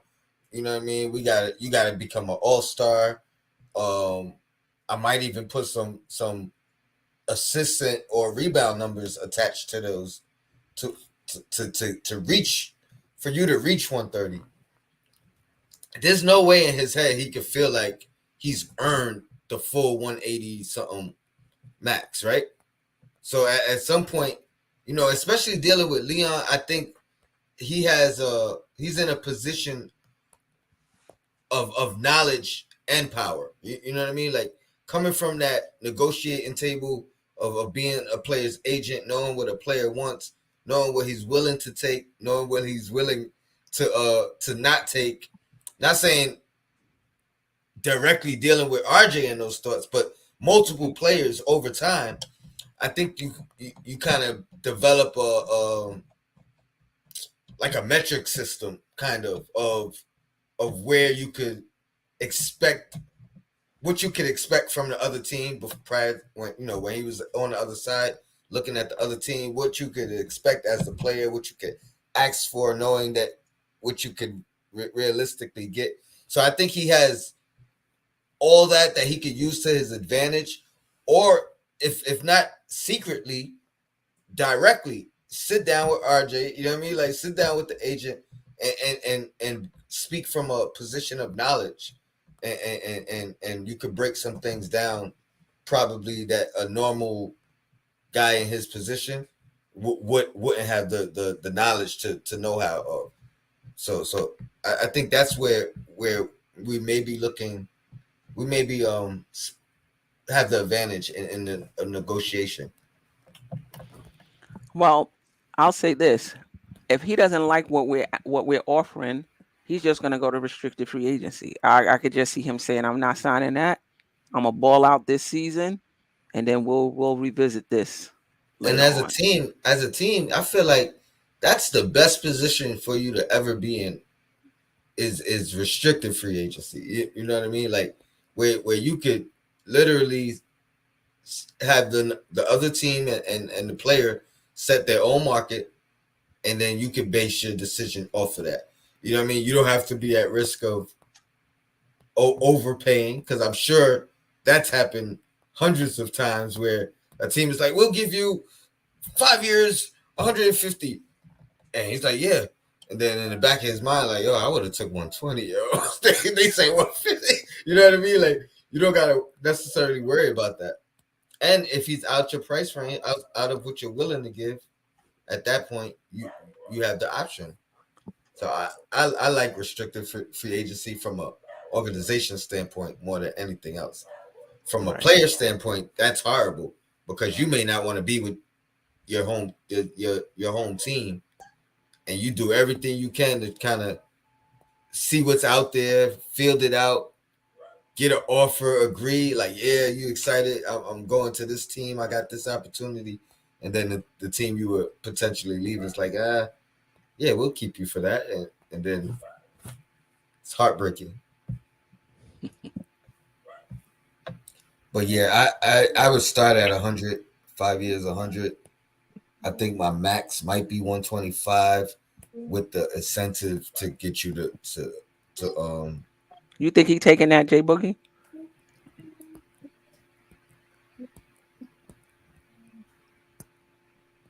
I know he ain't taking that 120. I know that's for a fact.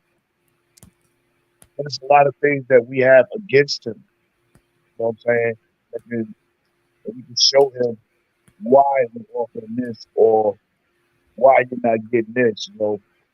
One, you're not on that 25 young list. You haven't hit that. Now, if RJ was shooting, say, 81, 82% from that free throw line, and he had a mid range, I'm locked in with him.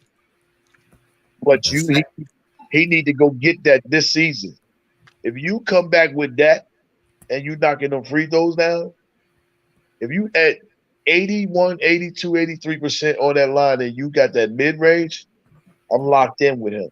If you come back and you ain't got that, I might have to hope he playing good enough, and then might have to use him during that trade deadline.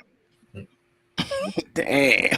I'm He just said, being, I'm just being honest, man, because I can't give you all that money and you not doing the small things. You don't have the small things. Now you want to be the leader of this team. That's cool. You know what I'm saying? But you have to lead us, and that means in everything, not just scoring. I mean everything. Locker room. You know what I'm saying? Off the court, when we ain't got a game, on the plane, on the bus, out of town, in the hotel, all that. You on the clock all day, every day. Now he can't do that. I see he's talking more, so that's a good thing. But I need you to get the free throw percentages up and that mid range down pat. And I can deal with everything else because I know he does have that heart. But if he can't get those two things, ooh. yeah. But you figure, and this is fourth year. Dang, the ceiling look like it might be closing. It's Mm. close. I mean, I think there's discrepancy, for lack of a better word, right now. The word escapes me as to whether he's actually improved or not. I think some of the fan base thinks he has improved because he's averaging 20 points a game, even though his efficiency is not great. And he hustles and he plays hard and he's becoming more aggressive and assertive. And another part of the fan base who feels like he really hasn't improved that much, his efficiency is still low and he's averaging 20 points a game because he's taking more shots. So is that really improvement? Nah. I mean, for me, I think he's proved in terms of his aggressiveness and his assertiveness. Like he's not just waiting for the game to come to him. He'll, he's just going to the ball. He's being aggressive. He's going downhill. He's trying, he's trying to score. But so in that respect, he's better. But statistically, he's not better. Those extra points is coming because he's taking No shot. he's taking more shots. And I agree with you. Get that mid. If RJ gets that mid range together and his shooting together, he's on another level. He's on another level because he can get to the rim. Now you got that mid range. You don't even have to go to the rim. You could choose. A lot of times he goes to the rim. He doesn't even have the advantage. But Right. because he doesn't have that pull up game, he doesn't have a choice. I'm in here now. He get that mid range. Now when he get in there, it's on him. Should I pull up right here? Or I think I could take it to the back. Like he has choices, you Right. know, and get that free throw shoot. Now, what's the sense of going to the basket, getting banged up, and you can't hit the, free throws at a good enough clip? So I think Exactly. he has some. I think he has some work to do. I'm really interested to see how his game develops next season. I've seen him take some shots off the dribble. It looked good. I've seen him take some pull up threes and look good. He starts doing that more consistently. Now we're talking about an entirely different player, and I think that's the next level to his game. And I'm interested in seeing that next season. And if I'm the Knicks, I'm waiting for that. I'm not extending him this summer unless it's at a discount. Right. If it's not, if it's that max, all right, we're gonna go into this season. I'm gonna see what else you got for your game, and if you show it to me, I'm gonna give it to you. I think he made it. I think he made it pretty easy for us to understand and see that he's improved. And the reason I say that is because you know historically he's come out with slow starts every year, so it makes it a lot easier to really pinpoint and see his improvement from one year to the next because he starts off very slow. Past 2 years, historically, bad shooting starts. You know what I mean, and shooting stretches, and then this year in particular, but last year as well, really started to pick it up. Well, this year from January, last year from after All Star break. So if you look at it that way, it's so easy to see, in my opinion, the consistent improvement. But The improvement, Tony, the numbers don't bear it out. You look at his it shots at the rim, a low percentile. His shots in the mid range, low percentile. His shots in the low. yeah, I mean, I'm yeah not getting on him. I'm just saying, what have we seen that was better? What he, have you saw that was better, other than his aggressiveness at his going at the finish basket, which is huge? his finishing improved in my It's the opinion. same. His finishing, yeah, it ended up at the same. But what I'm saying is, when you had that historically low start, the amount that you had to improve going forward to even reach the balance level of where you ended, that's the improvement right there. Now So you're when he saying what at some point, yeah. I mean, on cleaning the glass, I don't think they you can parse it out that way in terms of after the All-Star break, like you can do on NBA.com, so you can see, how his finishing at the rim has improved over the course of the season. So that's a good point. Maybe even maybe it did. even the fact of him setting the goal for 20 points, right? And where he was about midway through the year, where there was a point where it didn't even seem fathomable for him to reach that goal. You know what I mean? And then when he actually reached it, it was Because he still took more shots, it though. was still a large stretch of the season left. Like we kind of thought, all right, if he's gonna reach it, it's gonna take the entirety of the end of the season to reach it. He reached the goal like with like maybe 10 games left, to where now it's like, oh, you just got to sustain it to stay here. But what does that show you? What, like, you excited about that because it shows what? It shows the improvement within the year is what I'm saying. From where he started to where he ended.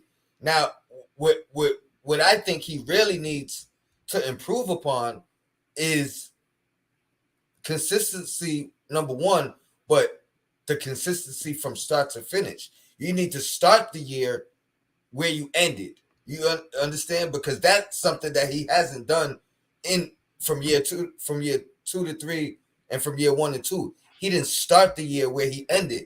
He kind of had to build it all the way, and then reach that point by the end. Now, if he comes into this next season and he can start the year at a 20-point per game pace, and then kind of by the end of the year he might be at 23.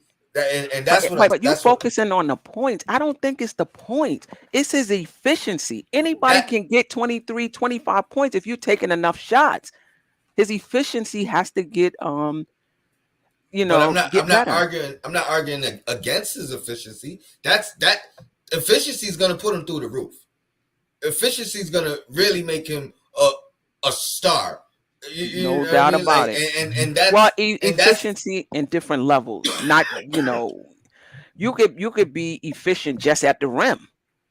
Yes. Listen, if he shoots 80% from the free throw line, he's going to average 23 points a game easily. Exactly. But okay. Let me ask the question this way. Are you focusing, and this is for both of you and the chat as well, are you focusing on his point totals, or are you focusing on his efficiency and when he gets the basket, and that he's somebody that you can count on to get you a basket when you need it if you've given up 181 million? You understand what I'm saying? He's far from 181 million. Oh, okay. All right. In my brain. He's far from like I'm not even talking about contract. You're just saying that he's improving and he's moving in the right direction.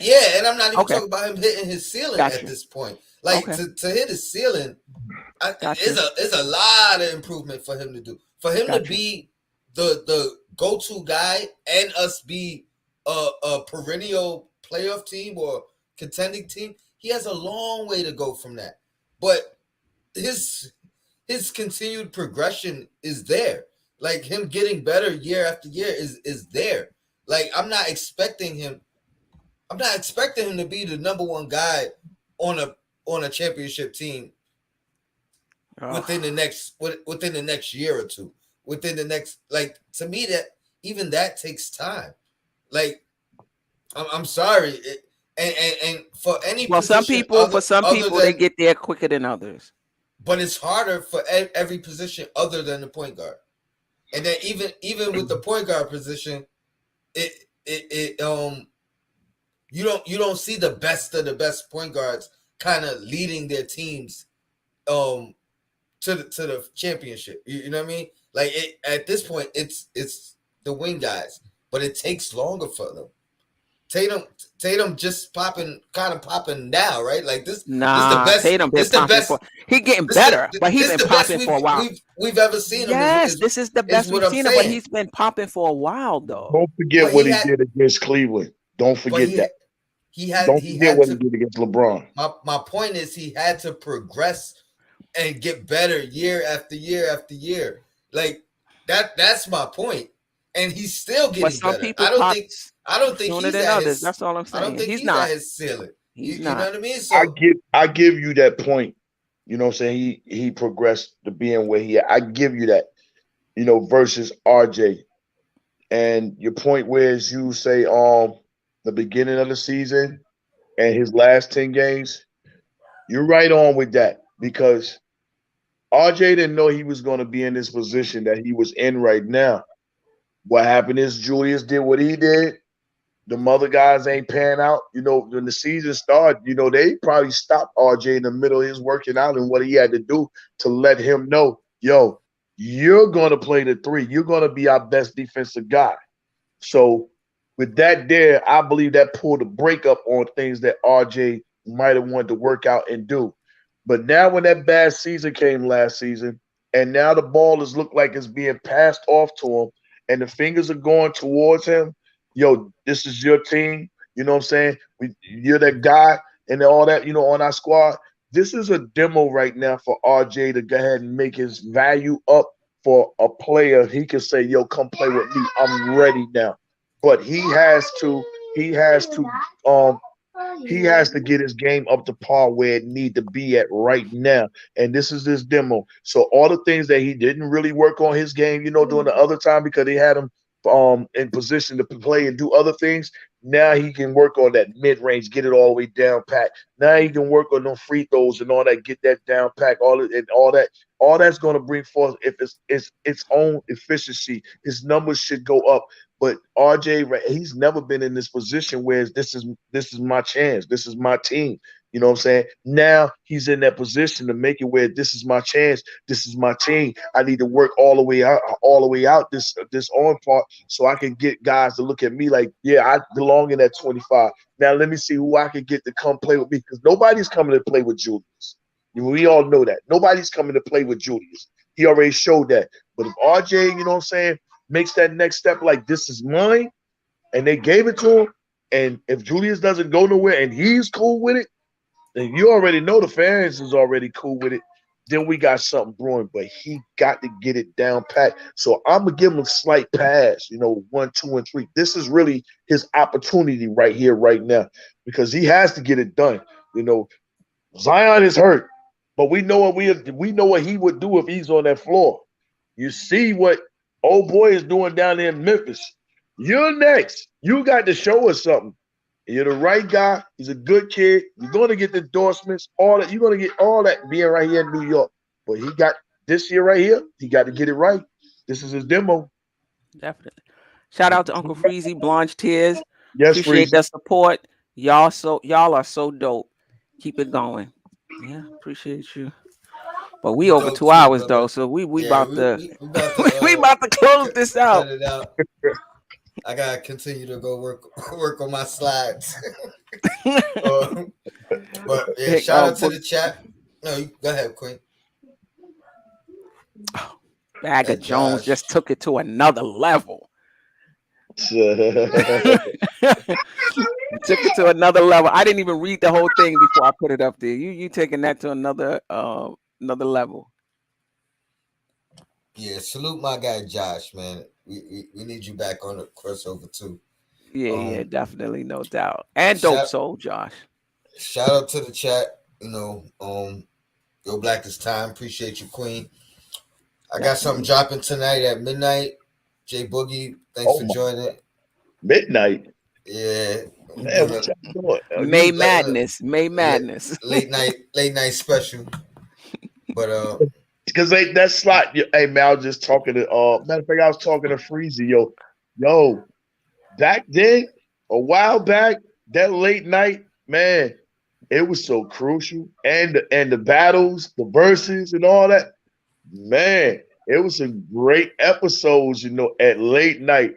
Late night, man. Shout out, to the young Freezy. Wolf, Stephen Fox and shout out to Hoodie Kev during that time when they was holding that down right there, you know what I'm saying? And all them great guys that was coming up, you and so many guys, Josh and boy, it was some debates going on, man. That's what Keith was coming. Oh man, it was crazy then. Gotta bring it back. Yeah, that was like the old school Knicks. It's the Royal Rumble. That's what I call it. A Royal Rumble. You ain't know who's gonna jump in and give some arguments. But nah, for sure. Shout out to Uncle Freezy. Don't worry, it's only about 20 minutes, so y'all can still go check out the late night Blanche Tears. You know what I mean? He's on now. No, he's usually on at night too, though. I think he got Oh, freestyle. okay. I think him and Keith and Free Keith and I think Gi they might have their freestyle on right now. I mean, I don't know, but Where's City for real? He did just disappear. what? Where is City for? Where's Quiet Money at? Where's a lot of Quiet these Quiet Money too. money in the chat. Quiet Money? I haven't seen him in a minute though. But yeah, he do drop in from time to time. That's for sure. Listen, I Um, dropped my link in the chat, Dope Soul Sports Talk. I go live every Tuesday at 9 p.m. I drop my videos as well. If you haven't already, please subscribe to the channel. And of course, I'm still doing the Queen's Court and the crossover here on the MBK Network. Yes. appreciate you. Lady putting that hard energy work in. Support that. Go see that. Go, view it. Subscribe to it. Same thing with Tony C.